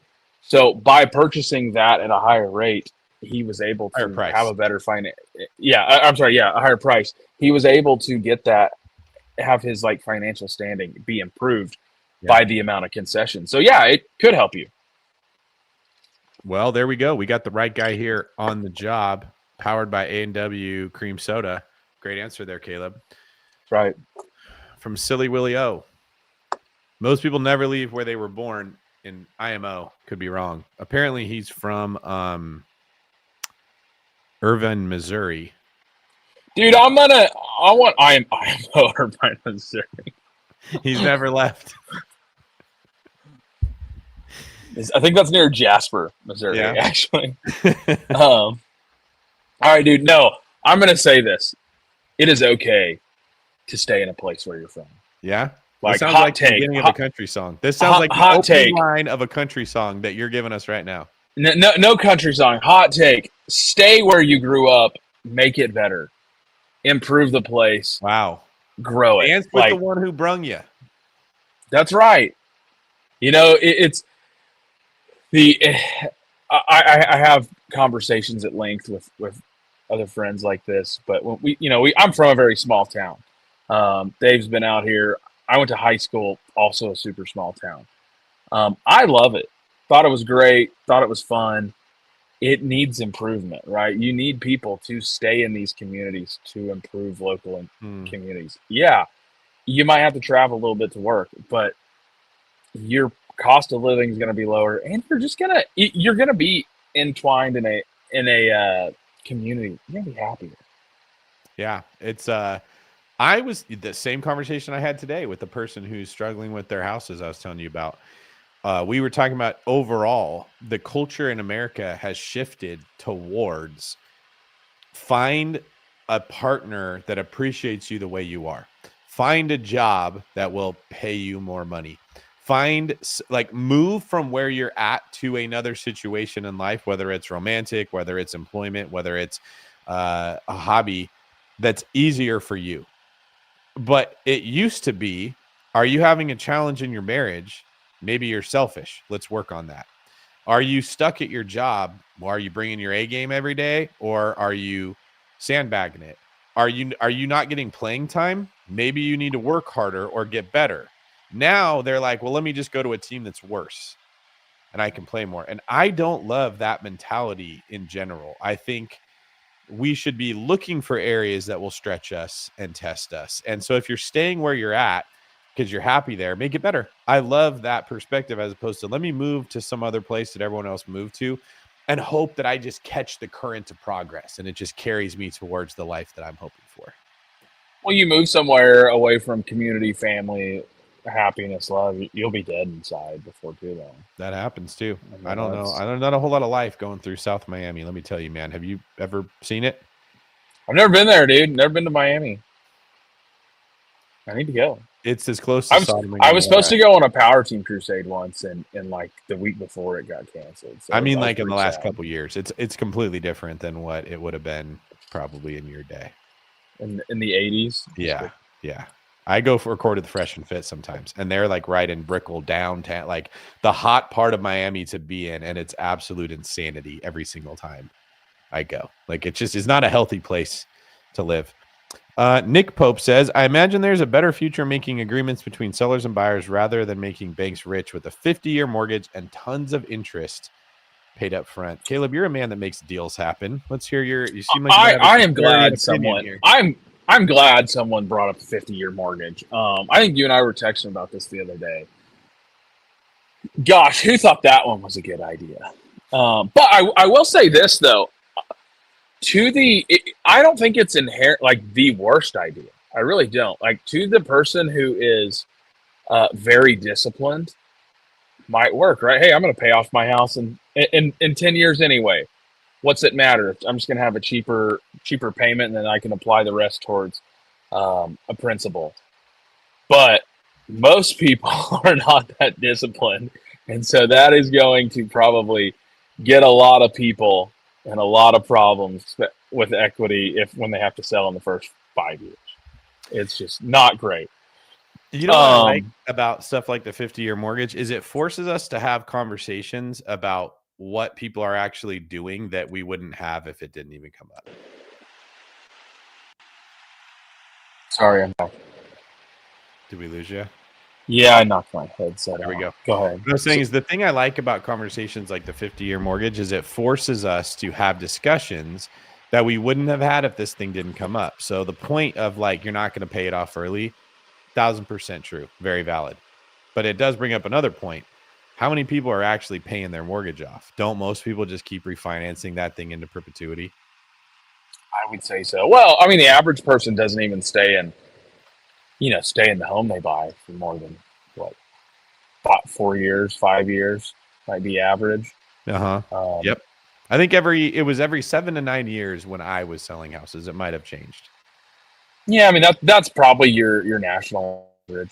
I mean, dude, I get people, been in 2-3 years. I've sold the same house like 3 times before, and that's in the course of like 6 years. Happens quite a bit. Do you feel like you have the right to sell that house forever when that happens? Like it's. If you hit more than 2, it might as well be my house. I know I can sell that one. I know that one by the back of my hand. That's a good point. Christian Batchelor from the One Brokerage and I actually had a whole show on the 50-year mortgage. We break down what your payments are if you go from a 30 to a 50. We break down what your percentage of interest to principal is on the amortization schedule. We explain what amortization is if you don't know what the hell I just said. Really good show. I put the link here in the comment. So you guys, if you're listening to this, check that out. And I'll try to remember to put it in the show notes as well. All right. From Punakar, he said, I meant the Resi Club. And Hanson said, oh, a tornado didn't get him. Thank God. See, they were concerned about Thank you. you. Caleb. The David Green Show has loving, loyal listeners. I like that Doge dog on there too. It's a pretty cool looking dog. Speaking of cool, Juan knew the movie that I was talking about. We just weren't looking at the comments. Sin City. That's it. We found it. Thank you for that. Hanson says Midwest markets are doing well, but not sure that will hold if the labor market weakens. What do you think he's talking about a labor market weakening in the Midwest? I assume he's talking about maybe blue collar stuff. If he's talking about like blue collar labor. Midwest markets, I don't see labor weakening there. Those are like I don't either. All of the earth people. They're coming in like I know construction's busy right now for us. Like we're building a lot of stuff. I just don't. I mean, I'm sure AI will affect something somewhere. I don't know. I feel like AI's gonna affect anything that you can like sit down and do that somebody can do on a computer screen. That's what that's affecting. Those type of jobs, are they more likely to be in the Midwest or the coastal market? No. Yeah, no, that's what I'm saying is that I don't think that position affects here. Oil and gas is always affected. It goes up and down. I'm in a very like high oil and gas area. Like I'm probably 20 minutes from Cushing. Cushing is the pipeline crossroad of the world. Thank you for explaining that. Nobody would have had any idea. Nobody knows that. So here, I'll give a wonderful explanation of Cushing. All the pipelines that go from like Houston to Canada, all the crazy stuff, they all cross and intersect somewhere. It's in Cushing, Oklahoma. Lots of tank farms, which is just these massive, huge tanks that store crude oil. That's a big industry around here. It's definitely affected by your like in 2007 when I was in high school, which was like big time oil boom, right before that it's the oil fell out in like 2011 or 12. Big time oil boom. One of the oil guys bought a golf course. It was awesome. Making some cheddar, but you get all that stuff. You have all these people who have all these businesses associated with oil and gas, and then it falls out, and they all have to shut their doors or go work for a bigger company, something like that. I think there's a lot of wisdom in recognizing that when the market's booming, that doesn't mean go buy 7 houses because you have a lot of money right now. No, I'll tell you right now. Here's one with Cushing. What do you call? Is it? I think it's speculation. There was a rumor that Cushing was going to get a refinery. It's a whole thing. Still a lot of people believe it over there. I, for one, am not one of those people who believe it. But somebody asked me, they said, hey, are you going to start buying stuff in Cushing? And I buy a lot of stuff very near there in a town called Drumright. I have several holds, rentals, and that type of stuff. And I said, well, maybe, but it's going to have nothing to do with the refinery. If it fits my investment model now, then sure, I'll buy something there. But I'm not just going on clear speculation. And I've had people who, or just know of people who have bought stuff on speculation there, and then they struggled, right? Like, well, I guess I'm going to have to rent this thing out for a while. And you got to recognize what's going to happen. Not that you have to have a crystal ball or anything. That's hard to do, but recognize am I only investing in an area because what everybody thinks is going to happen and what I think is going to happen, or is it actually just a good idea? Yeah. And don't get overextended. There's times the markets are hotter than others. You want to take advantage of it. I just think you got to remember when you're buying, your income will not always be going up. Oil and gas will not always be doing well. Tech will not always be doing well. Miami will not always be doing well. Just because you're doing good doesn't mean you need to buy like as much as you can possibly get. I think a lot of people got on that bigger pockets train of scaling, refinance and buy your next property. And I'm fine doing that if you're buying in a solid rental market. but a lot of people weren't. And now when the market turned on them, they got no one to sell to. And that's kind of what we're seeing from these videos we're watching. You know, I heard a guy say something, and it was so funny. It was, you don't go broke on the deals you don't buy. Yeah. You don't lose money in poker unless you put it in the middle of the pot. Yeah. Your favorite dog says, I got one near Palm Springs, California. It was personal distress. The husband died and they were a bad landlord, accepted way under asking. It was a DSCR loan. DSCR is actually an acceptable acronym to put in a text message. I will say that. Good times near my other rental. DSCR is a good acronym to use in normal conversation. Saves you a lot of time. I don't even know what it actually stands for. Do you really not? I just know it's a bank account loan. That's all I know. It's not even really a bank account loan. Actually, that's what everybody calls it, though. What would you guess? I want to hear what Lord Caleb. Oh my gosh! Let's see. DSCR. I don't even know. Like, because I know it's associated with, or at least income levels. It's okay, so secondary credit, something like that. Okay, that's not bad. This is a metric that has always been around. It was typically used in commercial deals. So if you were going to lend to somebody to buy like a strip mall, you would be asking, well, how much money will the strip mall make? I don't really care what Caleb makes because he probably can't afford this $10 million place. But what income will it bring in? And this was a ratio. Oh, okay. Thank you, Hanson, for ruining our game. We got somebody in the chats who wanted to bail you out. Probably a home auditor in high school. It is debt service coverage ratio. I wanted to just grill. No, you were leading up to it, dude. Continue. Make the clip. So, anyways, all the fun has been sucked out of the room. This is a loan that looks at what is the percentage of income to the expenses of the property. So typically the magical number was 1.2. They want to know that if your debt on it is $10,000, the income is at least 1.2 of that. So 12,000. That's the number they're typically looking.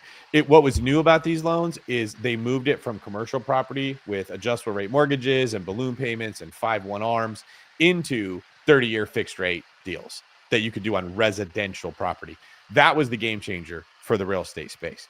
Because you didn't have to qualify for a conventional loan anymore. It used to be once you got to 4, it was really hard to get the 5th one. And when you got to 10, it was impossible. You could not get another conventional loan. So you were forced to do what we called portfolio loans. DSCR came in and now, boom, if your property cash flows, it didn't even have to be at 1.2. Some of them were doing them at even 1%. You could get the loan. And there you go. He feels bad now, which is probably my fault, but that's okay. He deserves it. Angela, which I'm assuming here, was talking about not wanting me to say the #1 city where everyone is moving to because Angela is moving to Knoxville. Said, don't tell them. Don't do it. Dang it. We did it. You did it. You did it. Yeah. You're right. Sorry, Angela. Hanson's laughing now. Tulsa was mentioned. I used to race BMX, and they hold the law. Ooh, where do you think he was going? They hold the law. They hold the LA. Is this an acronym that we don't know? I don't know what that means. Did he get entered too soon? Probably. Dude, I know some guys who used to. race in BMX. PDX. Where's that church? At Church on the Move is a BMX racer. Yeah. Found that out the other day, last week. Dude, I went to high school. This isn't BMX, but I went to high school with a motocross kid. And we all knew him. Like, didn't really know much about him. He actually dropped out of school. Like, I'd say dropped out. He homeschooled, right? And started doing like racing stuff. It wasn't until I was an adult and met a bunch of like just people who were motocross guys. I did not realize how good this kid was. Like, everybody knew him. They said he was so fast. So the only difference between him and Travis Pastrana is Travis got a deal, like a money deal really early. So that's the only difference. But this guy had the same skill level? Yeah, so same skills. Like, if he would have gotten the money early, probably his skills would have increased too, because he would have had more opportunities, all that. But I had no idea. I was like, dang, that's crazy. But yeah, BMX. One of my favorite things in life is to not tell people I'm good at something and let them figure it out themselves. Like that moment where you're like, he's that good. He's like Travis Pastrana good. That's such a compliment to that young man that he didn't feel that he needed to boast and tell everyone how great he is. He just went and raced. Donald Trump has had a statement. He's like, it's better for them to don't tell them when you're good at something. Essentially, let them, find out. And then he had like a secondary thing. Unless they're not gonna find out, then you need to tell them. It was so funny. I have to find that quote. Too. No, but it really is kind of funny. Like, it is better if someone else can tell that person that you're good at something than it really matters. They don't know. But if no one else is going to tell them, then you got to tell them, because then they're not going to go, you're good at something. That's funny, man. No, I had to find that. That was a great quote. Coming from PDX, what's up, David? Well, what's up, Michael Martin? You got a great name. Sounds like you should be in movies, and you actually have a headshot. Where's PDX? I was about to ask you that. I'm going to guess Portland, Oregon. Do you have a guess? Maybe. I'm wondering if that's like an airport handle. Like LAX, Philadelphia, maybe. I don't know. Michael Martin, tell us where you're from, and why did you throw the N5W? Were there that many other Michael Martins that you were competing with? Portland, Oregon. Portland, Oregon. Oh, dude. So what does it mean? What's the PDX? I want to know. It's like ATX. He's probably commenting because we were talking about Austin. Oh, I got you. I feel you. I think if you throw X on something, people think it's cool. Like, I could be David Green X, and immediately I look trendier than David Green. I mean, Twitter moved to X, so... See what I mean? Elon, if he's nothing but not cool. I know, that's a joke. I mean, he named a kid X, I think. So, that's what I'm getting. The X-Men. They weren't called the Q-Men. They were the X-Men for a reason. Everything becomes X. And if you can spell something with an X instead of the traditional spelling, then that's cool, too. Yeah, I was playing charades one time, but I think you talk in it. And the guy said xylophone. And he's like, Z. And we're like, I don't think that's right. And you still remember that to this day. Thanks for sharing that. I still remember that. He says, hi, Caleb. He didn't say hi, David. Apparently, you've got a growing fan base here on the David Green Show. Make sure you guys go listen to my episode with Caleb. Caleb, have you memorized your show number by chance? No. What is it? I have no idea. I didn't memorize it. It wasn't my show with you. I will say this. I am not one to go listen to my own stuff, because I don't really like the sound of my voice on playback. I feel that way too. Do you also? I love the sound of my voice when I'm talking. Can't shut me up. Not when you're listening to it. No, not the playback. How would you rate the sound of my voice? Dude, Dave, you have a phenomenal voice. It's very noticeable. A great radio voice. I would say face radio, but that's that's a beat down joke. How do I? Very familiar. I listened to your show for a long time on so it's BBC, like right?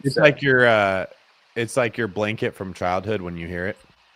Yeah, it's like going back to safety in a storm.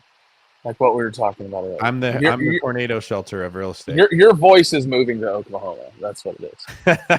That's good. I think you got a great voice. I think that I got several messages when we started recording that said, I like this guy. He's entertaining. I think you have a lot of inflection. Well, that's good. You have a change of pace when you talk, just similar to like a running back or a point guard that needs to change pace when they're playing. You do that. Do you know where I got that from? I'll tell you where I got that from. It's developed.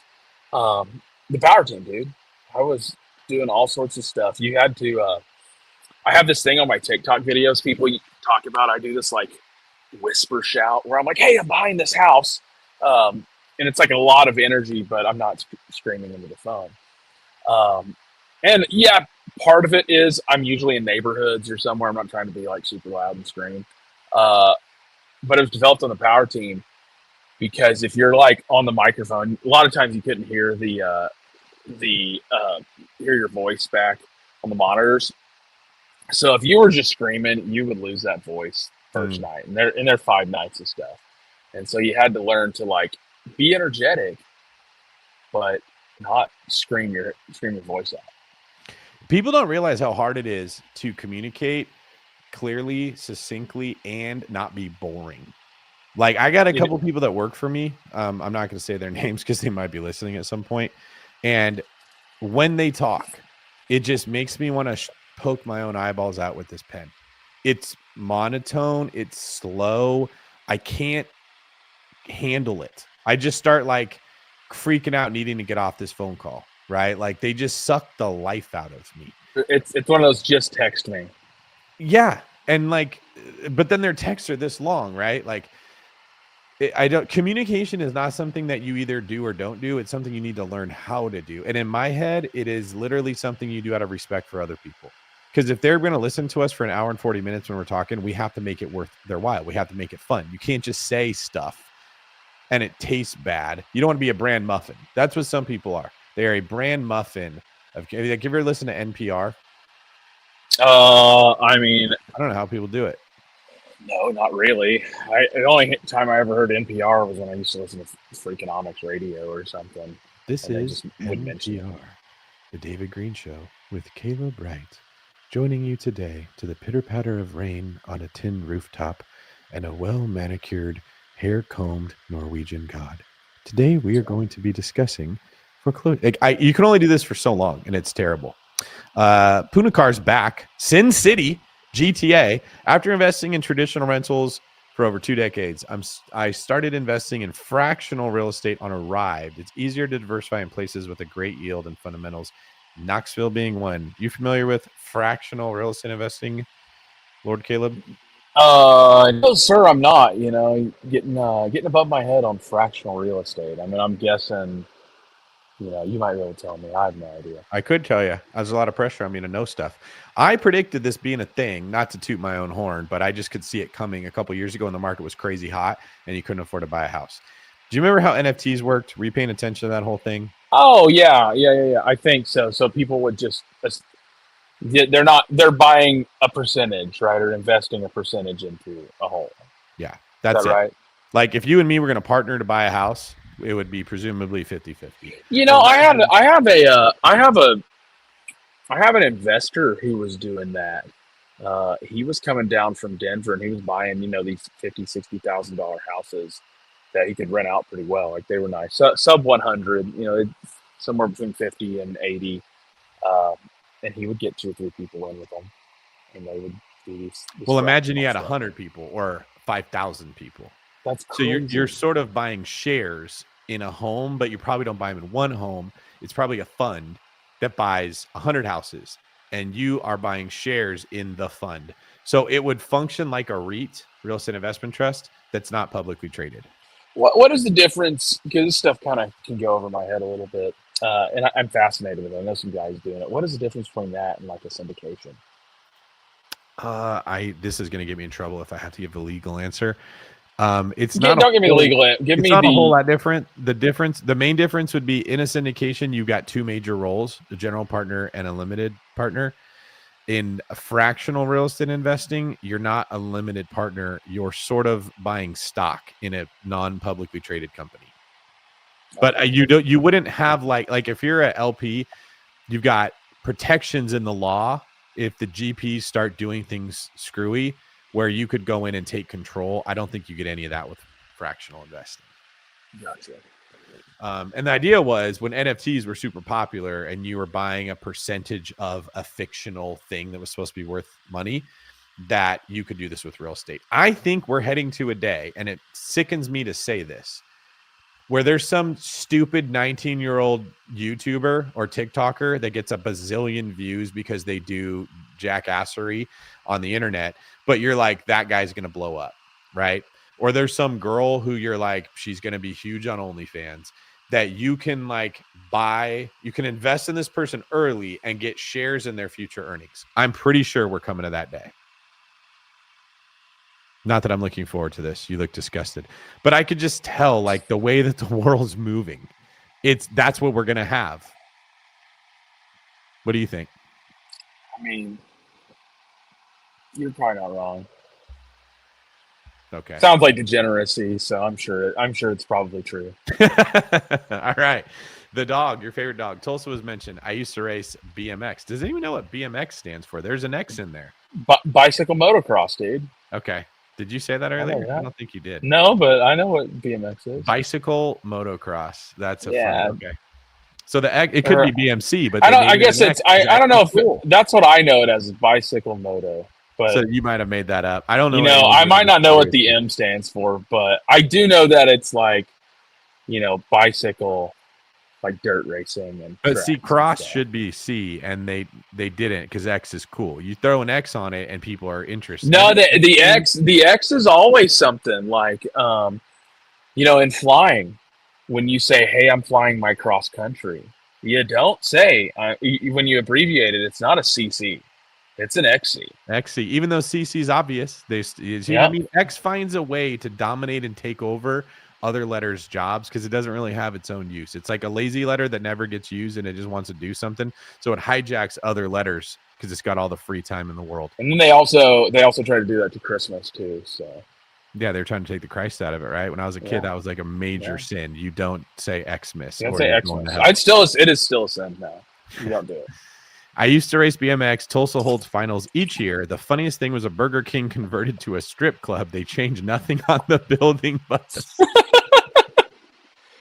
I mean, what was the name? What'd they change the name to?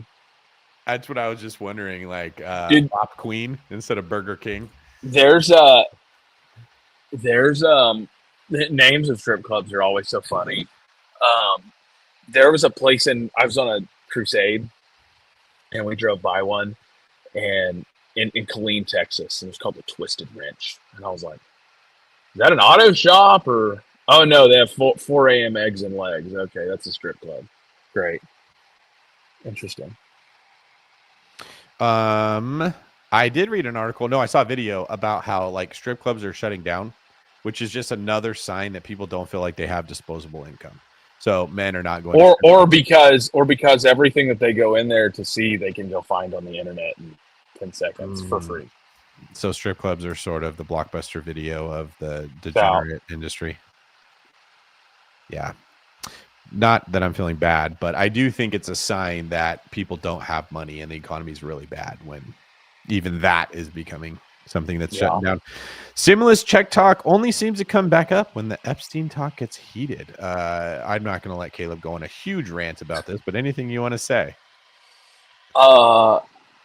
Stimmies and the Steen. Yeah, they're hand in hand, brother. Stimmy, Steen, y'all. All right. Angela says DARE stood for Drug Abuse Resistance Education, which we probably could have guessed.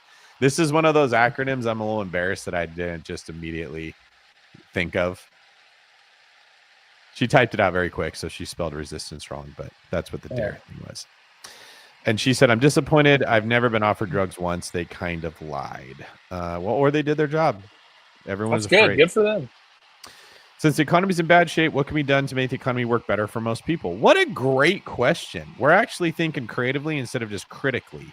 What do you think? What can we do to get the economy moving? It's such a hard question for me because I'm just like, I kind of have that like Alex Hormozy thing. But we'll just work all day, Yeah. Work till the skin falls off your bones. There's probably a more technical answer for that than I know. Like, I don't know. All right. I had a long talk about this topic. I'm going to give you my 2 cents on it for whoever sees the video. I don't know if it's going to go viral. Probably won't, because people like videos that lie to them, and we don't lie here. This is what I think is going on. I think inflation is actually more closely related to lack of labor than it is to anything else. So if you're in a boat and everyone grabs an oar and we're all rowing the boat, the more people are rowing and the better they are at rowing, the faster the boat will go. In my analogy, the people in the boat are the people in the country. Their ability to row is their skill level in the workplace, and the speed of the boat is the wealth of the nation that goes dispersed amongst the people. What happens is certain people sneak their way into the boat, or they get tired of rowing and no one's watching, and so they stop rowing, or they fake a hammy pull and they're like, "I can't row." And they become dead weight on the boat that is not helping to contribute with rowing the boat. And then other people see that they're not rowing and they go, well, then why should I row?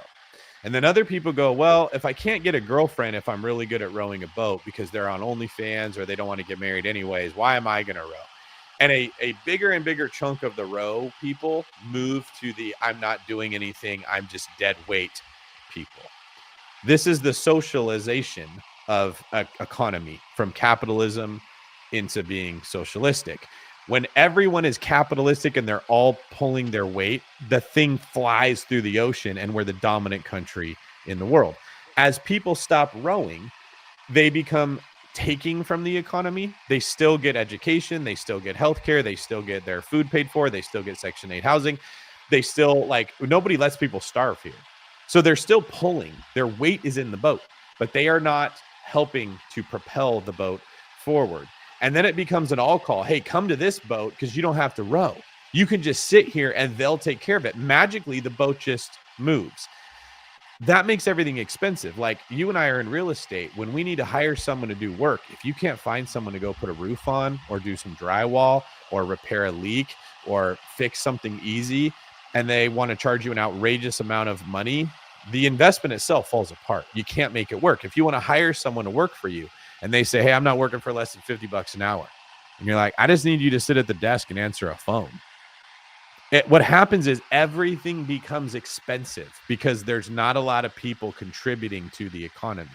We keep looking at the metrics, Caleb, and saying, where are the numbers? And sort of looking at it backwards. Like, what is the economy doing? Rather than saying, what would make it go well? If you flooded the labor market with a bunch of these people that are upset because their SNAP benefits got turned off for a minute there when the government shut down, and they all had to go work, everything would become cheaper. The people on the boat, even if they're not great at rowing and they don't make a ton of money, it would make things cheaper for everyone, and their life would slowly get better as they got better. You would have more people entering into the service, right? Like say plumbing. I had on one of my houses, I had to get a new gas line swapped out, and so I had a plumber over. And this guy's like, "Yeah, dude, I'll do this for $4,500." And I was like, "Whoa, man!" I'm like, this cheap little rental, bro. I don't have that in the budget for this. And he's like, "Well, it includes the machine rental." I was like, "Well, I have a Mini X. Go use this. Cut that price up." Well, he didn't like my controls, right? And I was like, "Okay, fine. You can't figure it out for one dig." Well, no. So what does that make me do, right? It makes me shop it. Where I would normally just call him whatever price he would give me, right? I would do that. Well, now I got to shop it.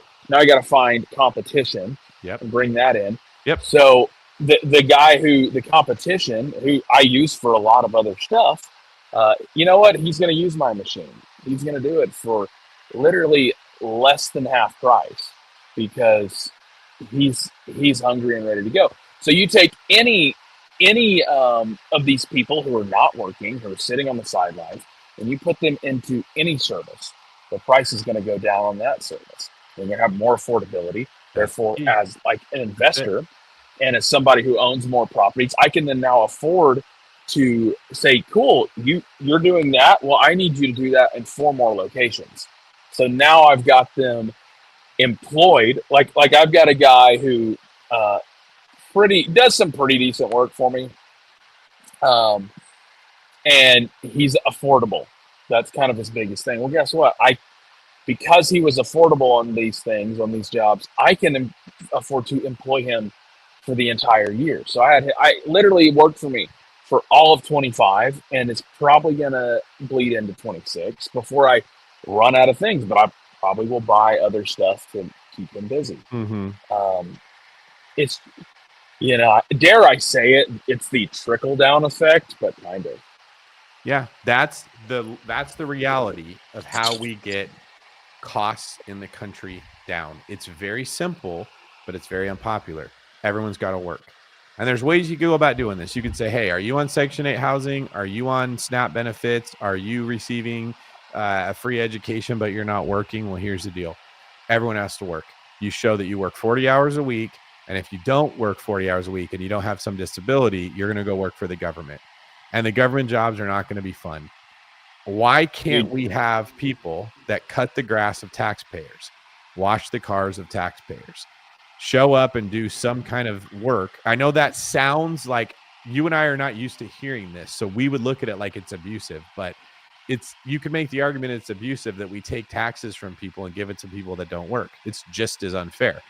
I think you should be required to work if you're going to be, well, you know, like, and everybody will use this example, like, what about the actual, like, downtrodden? What about the actual person who is truly disabled, who cannot work? That's what that stuff's for. But when we see on the internet, people get on there and be like, I lost my snap and I just ain't working. I don't want to work. I don't want to do it. Well, then it makes you frustrated to no end, to where you're like, you know what? If you don't show me a record of you working 40 hours a week, you ain't getting this. Or if we're gonna break it down, let's break it down to a more controlled thing, where it's boxes at the grocery store. You know, the whole deal. We just don't want you to starve. You know, we don't want you to.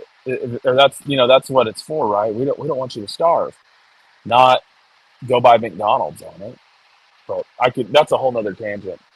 We might have to switch that from the real estate David Green show. This is how you fix real estate, though. I've thought about this so much. You can't fix real estate without fixing the economy. You cannot get rents up, home prices up, income cannot go up until the economy does better. Expenses keep going up. Why is it so much more expensive to get insurance? Because labor and materials cost more. Dude, health insurance. This is me, family of, now I got 3 kids now, family of 5. My insurance went from health insurance, $800 a month in May, to then it jumped up after I had my 3rd kid to like $9, which I expected to go up a little bit, to then $12, and now $1,500 a month. That's $18,000. Even if my wife has another kid, I'm not, you know that. Mm-hmm. If I'm a cash payer, I'm not spending $18,000 a year on health stuff. When I tore the bicep tendon that night, right? I drove to an emergency room because I was pretty sure I knew what I did. What do you think? I basically had an X-ray and an ibuprofen. What do you think I paid for that trip? Are you cash payer or are you? I have insurance. This is my responsibility. Your responsibility. I mean, is it like, I hear cash payers when people say, yeah, I paid cash for it, then I always hear them say it's like some stupid cheap number, like hardly anything. But when they have crazy that it's more expensive with insurance. That's when they have insurance, it's always super, super high. So I don't know. Like, $2,000. $2,000. I mean, $2,000 for an crazy. That's insane. That's insane. Yeah, and you know what he said? You need surgery. Go to a hospital and give them this piece of paper that says you need surgery. I'm like, well, everyone knew I need surgery. My biceps are rolling up to my shoulder. Like, you saw the pictures of that thing. $2,000. Now, the only reason it's that expensive is because everyone else in that thing, if you'd have seen them, dude, it was a bunch of mutants sitting in that ER. None of them are paying for any of that. They have to charge me $2,000 to pay for the other 12 people that were in there at the same time as me that don't have insurance. This is what I mean. Everyone's on the boat. One person's rowing. How hard does that person have to row for the boat to move at all? I think I'm going to cancel it, actually. Like, I think I'm going to do one of those, like, MetaShare plans just in case, and then just go over to a cash payer. Like, because I just don't think I can. I just don't think we use that much stuff. Even going to the doctor pretty often with kids, I just don't think you use it that much. It's bad. If we had everybody working to pay for their health insurance, all the health insurance would go down. The point I was making earlier is labor and materials are so expensive. That's why insurance for housing is high, because no one's doing the labor and nobody's making the materials. So you have to charge a lot for them. If the market was flooded with people that had to work, they would be learning trades. They would be learning skills. Everyone would be getting stuff together. The whole quality of life would go up, even if the individuals weren't becoming super wealthy. That's, I think, how we got in this mess is we have so many people not working and housing is getting dragged down. Our expenses on real estate just keep going up and up and up and up. And regulation keeps, I just got hit by the state of California. They said, hey, this thing that has no problem at all, we passed a new law that we do inspections on all small multifamily. Your fourplex that has one unit upstairs, it's got like some concrete stairs that go up to it. We've decided that you need to tear the entire thing down and rebuild a new one. Not fix a part of it we don't like or reinforce it. Rip the whole thing down, buy all new materials, build an entire new thing, $26,000. Like, this is coming at a time when rents haven't gone up in a couple years. They're charging me more and more taxes. My insurance keeps going up more. This makes zero sense other than the state forcing the people that own assets to pay for things to stimulate the economy that they're destroying. You see what I mean? If that wasn't going on, real estate wouldn't be so bad. It's never going to get better, Caleb, until the economy itself gets better. And that won't happen until everyone works. And I know people don't like everything President Trump does. I think he understands this. And that's why he wants to bring manufacturing back. Because what else do you bring back? Where do we have opportunity for work if it's not that? You have to somehow employ the people. That's it. That's it. And if you're the people and you vote for a politician that says we're not going to employ you, we're going to give you universal basic income, we're cooked. You're cooked. Like, you become socialistic and then nobody rows the boat. And when no one's rowing the boat because they're like, what's the point? That guy's not rowing it. Now you got to bring the whip out. You will row the boat or I will hit you. That's communism. You know what they say in the I'm quoting the Incredibles a lot because my kid watches the Incredibles all the time, and also I love the Incredibles. It says that there's a line in there where they're like, hey, we're Dash, the youngest one's like, I thought, he says something like, I thought you said we were special because they have powers, right? And his mom goes, everyone's special, Dash. And he goes, which is another way of saying no one. Nobody's special. No, when everybody's got that basic income, then ain't nobody got nothing. Yeah, that's what I'm worried about. If we don't get a movement of people that say, I'm grabbing an oar, I'm rowing a boat, and there's like some peer pressure to get people to do it, then the alternative that I described is what we'll have.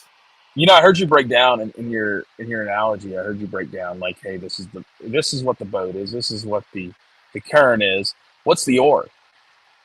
The oar is the job you do, the work you. So the oar is people. There's plenty of jobs out there. Like, people can do stuff. There's stuff that needs to be done every day, bro. Angela, who's commented a couple times, she's the property manager for Coast to Coast Getaways, my management company. We wanted to put wallpaper on like the accent wall. You heard this story? Nobody does wallpaper. What are you talking about, dude? Brother, no one does that. 2 laundry rooms, a bathroom, and a accent wall. Peel and stick wallpaper. At most, this would take someone 2 days. It should be 1 day. At 2 days, what do you think my quotes were to put up wallpaper? I would say $5,000 plus. Yep. And I only know that, right, because I'm a home builder, and we don't have anybody who puts wallpaper. And my wife we're building our own house, and she wants wallpaper, and I'm like, honey, that's like a high skill position now. Like, it really is, right? Is putting wallpaper, putting some stuff on there. It's almost like it's paid like a high skill, like that. They wanted $7,000 or $9,000. Okay, I can hire a plumber last minute, weekend, Christmas, holiday pay will be less than someone to put up wallpaper. There should be high school kids, college kids everywhere being like, I'll do that for $20 an hour. Do you want to know my solution to that, to my wallpaper thing? As I said, off the boat, if I'm guessing. No, I told my wife, I said, you're probably just going to have to learn how to do that. And guess what? She is going to learn how to do it. And we're gonna praise her. We're gonna have her on the show to talk about wallpapering and how she contributed. Oh, she would love. You know what she's doing right now? I don't know if you are on her gram or not. But so we're gonna be tiling around our fireplace in our master, and she bought a bunch of what we're doing is just like white subway tiles, and she is painting on them, like individually, little family specific things, like you know, we got married at this place called Pecan de Rosas. So she like painted a pecan tree on one. Very, you know, very, very artistic. Very Well, high end.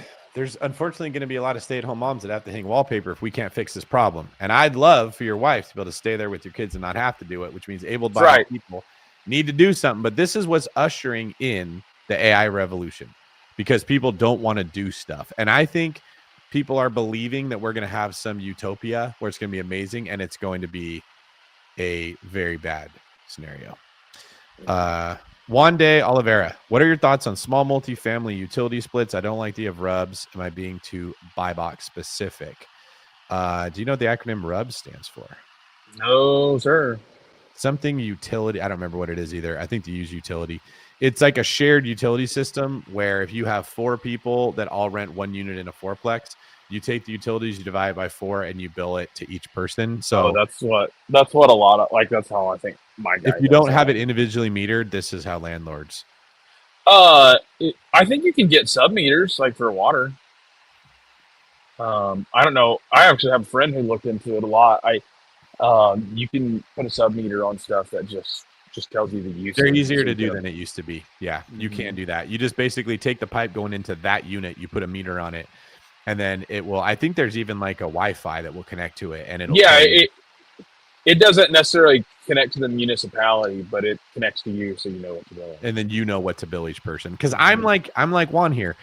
I don't like the socialistic element of anything. I don't like billing everyone the same, knowing one person's using more water than someone else. It just causes irritation. I used to work for a transit police department, and I'd watch guys jump the turnstiles. And the frequent like criticism, because I was a dog for I would just go after every single person jumping it. It was like my pet peeve. Because I hated the thought that Caleb goes and he pays $3 for his ticket and he puts it in the machine and some 19-year-old kid just jumps right over the top and throws a middle finger to the world. Why should anyone pay if other people are allowed to not pay? It just discourages every single person from being a good human. So I would just like target the fare gate jumpers. Like, stop doing this crap. It's $3. It's already subsidized by the federal government, the state government, and your local government. Pay $3 and get a ticket, or at least be sneaky about it. You're just going to like openly flaunt it anyways. It's that element that I think discourages people. And I didn't want everyone in our system to feel like they're dumb for obeying the law. That's what RUBS does. You're like, well, why should I take a short shower if my neighbor's taking a long one and I'm paying the same? I might as well take a long shower. Why should I save money? Because it isn't going to benefit anybody and we're all going to pay. I don't like RUBS either. I agree. It's not healthy psychologically. DSCR, dogs sure can rule. Pretty good guess.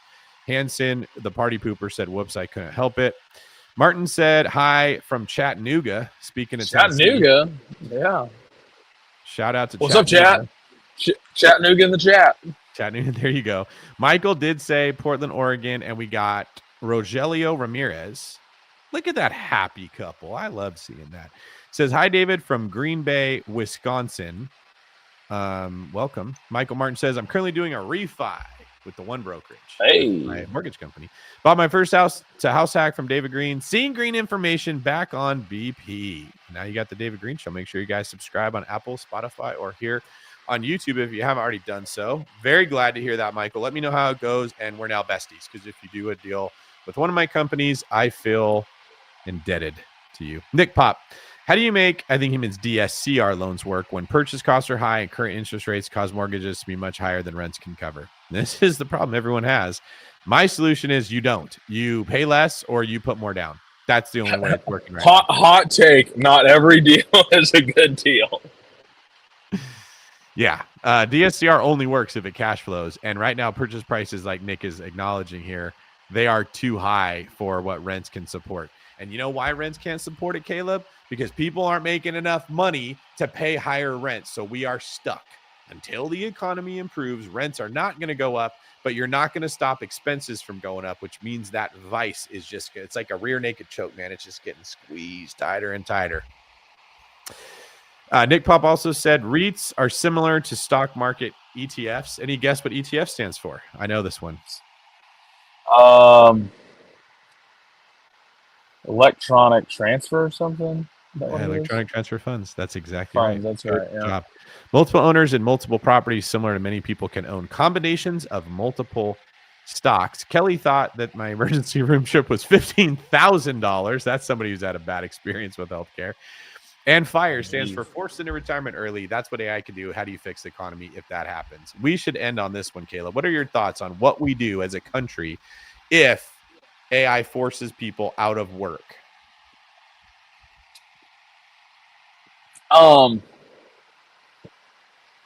As a country, I mean, gosh, I don't.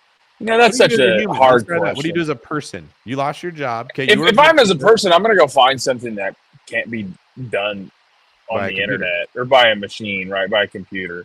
Like, I mean, I guess once Elon drops his robots, then we're really in a hurt. But for right now, I can't get a haircut by Grok. I can't. My wife can't go get her nails done by Grok. I can't like physically, dude. And here's another thing. This is something that I think is gonna go for a while. Even though the machine might probably be more inherently like trustworthy than a human, because humans, obviously are capable of deceit and lying. I think right now nobody trusts them because it is capable of deceit and lying. Like, I've seen some stories, just crazy stuff of it. Like, I guess these people were using it to do like make some legal documents, and it just like told them the completely wrong thing. Just crazy. So Here's a thought. Let me ask you this. Do you want a robot to serve you in everything you currently spend money on right now? No, that's the thing. No, I don't. Right? Is there some stuff that I would be okay with it? Sure. Wallpapering. I'm okay if the robot does it. I'm definitely not paying $9,000 like that guy wanted. However, you go to a restaurant. I don't necessarily want a robot explaining to me what cut of steak would be the best thing to get or what sauce might work on this noodle. A robot's not going to know that, hey, if you get a filet, you need to add a béarnaise sauce to it. Like, they're not going to know that. Or if I explain, well, I like this thing, a robot might have a hard time recommending me what I might want or understanding what I'm trying to ask. What if you go to a physical therapist, which is something I'm doing right now, right? I want someone who's going to move my body around and be like, oh, it's stuck right here. It's probably because of this thing. How would you feel about this exercise? Here's something. Let's go back to like the waiter waitress type thing. Is this is probably like me giving maybe too much. I don't know. Eventually, it'll get there. They'll know exactly what all your stuff, like how you get advertisements now. But when you go to your robot waitress or waiter, they're gonna give you examples based on things they know you like, right? Well, a current waitress who doesn't, a human who doesn't know you is just going to give you an example of something. Well, I like this. Well, what if you try something you've never tried before and you have nothing based that you can base on that says to the algorithm, I'm going to like this. Like, you're going to try something brand new. You're going to miss out on all sorts of stuff. What if your palate changes a little bit? I used to not like mustard when I was a kid. I love mustard now. Have you ever had an experience where you went to buy something from somebody else and you felt that you wish a human could have explained it to you better? Like, you got your pilot's license, you're flying airplanes now. That is correct. Do you have any experience with that where you would prefer to learn from a person than you would want a robot teaching you? I would say almost every instance of learning. Like when like a human, right? I can ask them like, "Hey, what's actually important here?" Mm-hmm. So like, when flying, right? If you dumb it down, that one of the things that they say is the only thing that you gotta that you have no choice to do when it's flying is land the airplane, right? Because you can choose not to fly, but once you're up there, it's got to get down. Yeah. Now it might be in a crash, but you want to land it safely and you want to still be able to use the airplane when it's done. That's another thing that they say. Like if some robot's telling me and they're getting technical and they're doing all the stuff, I just need to say, hey, how do I land this plane and not crash it? Like, just give me the dumbest version of it. Tell me exactly what I need to know, and then we'll move on to the next thing I need to know. But that's that way. Like, if I can just talk to somebody, I remember, and I'll even go a step further. Like, just being able to communicate. So whether that's with a computer or, somebody foreign that's running some call centers. I was helping a customer. It was early. No, it was early this year. The lender was having some problems tracking down like some. I think they had like a write-off or something on their credit, that particular customer did, and they couldn't get it from this particular company. And so, but every time they would call in, they would say, "Yeah, we have record of it being written off. It was this car from '08." And we'd say, "Okay, great. Can you send that to us in an email?" And they'd say no every time. Every time they'd say no. It was a foreign call center. I was like, "Just give it to me. I will call the person." I get there. I say, "I need to talk to somebody in the U.S." And within 2 minutes of talking to somebody who I can actually have a communication with and can actually talk with, and communicate and say, "Hey, this is my actual problem. This is what fixed it." Old Kyle from Minnesota said, "Yeah, I can get you that here in just a few minutes." And he got it and solved the problem. And it's communication. And you that's want for- that same with thing a for people. human. You want to be able to Yes. explain a mix of emotion and logic and have them understand it and fix your problem. If anybody's been dealing with Airbnb's customer service right now, it's a mix of AI and virtual assistants in the Philippines that are not listening very closely to what you need, and it's driving people literally crazy. They're losing their minds because it's so frustrating trying to use that. It is not better for society that we've offloaded all of these jobs to other countries and to artificial intelligence. And so when people are trying to figure out, what do I do if AI takes my job? Ask yourself the question of, what is it that you like from other people? And then become that. What is that Muhammad Gandhi quote? Be the change that you wish to see in the world. It's something along those lines. Like, we know what people are looking for. We just don't want to provide it. We want to be lazy. We want to get a bunch of money and not have to do anything. And that's what got us in this mess where AI is threatening to take our jobs anyway. The service is ridiculous. I literally changed. Do you think he's talking about Airbnb? Oh, My STR strategy. Yeah, my STR strategy. But he put strategy. Very clever there, Patrick. He's pissed at Airbnb. Yeah, dude. There's one. But that's a hard one where the people are the ones kind of paying for it, but you got to have your host, right, to have your product. It's kind of a tough one. I'm not in the short term game. No, and I don't think that you mind that right now because it's a rough game out there. But thanks, Caleb, on this plane analogy. Let's land the plane here. You want to tell people where they can go if they want to get a little more of your amazing personality and maybe some help with real estate in Oklahoma? Absolutely. You can follow me on TikTok at Real Estate Rhino. I am also on the gram at Lord Caleb Wright, Facebook at Caleb Wright. I think you have to follow me now on Facebook. Can't just accept friend requests because I got more than 5,000. So wow, what do you say? Wow, man. Gosh, how does that high end, Dave? High end on Facebook. How does it feel to be that popular? This is like a form of Oklahoma royalty. I'm more popular on TikTok, but it just doesn't feel the same as it does on Facebook. It's high end. It's like YouTube. And then you can also find me on my cell phone that I have right here, 918-693-3535. Text me, call me. I always say I'll answer. I always say if I'm awake, I'll answer. And if I'm not, then you'll hear from me when I do wake up.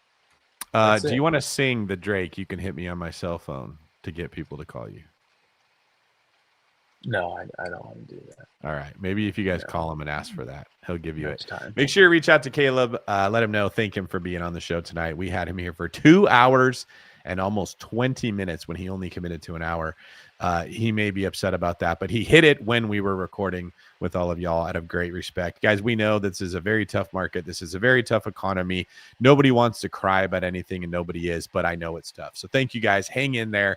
My advice as you're going through these difficult financial times is to reach out and look for something that might mean a little bit more than just money. And if that's something that you feel tugging on your heartstrings, or you feel a calling to want to know more about what really matters in this world, look me up on Instagram. I'm David Green 24, and reply with the word faith in my DMs. All you got to do is that. I will tell you about my faith-based mastermind. It's totally free. We talk about Jesus. We ask very difficult religious questions. We wrestle with the things that are stopping us from being closer to God, and we do it as a community, like a bunch of Spartans fighting for each other. So if that's something you're into, Instagram, David Green 24, send the word faith. And if you're not into that, well, don't worry about it. There's no rush. Actually, that's what this t-shirt is. That's the Spartan logo right there. Just keep following us here. Subscribe to the channel to get notified when we go live, and we will all get through this time together. Caleb, thanks for being here. See you, Dave. Thanks for having me.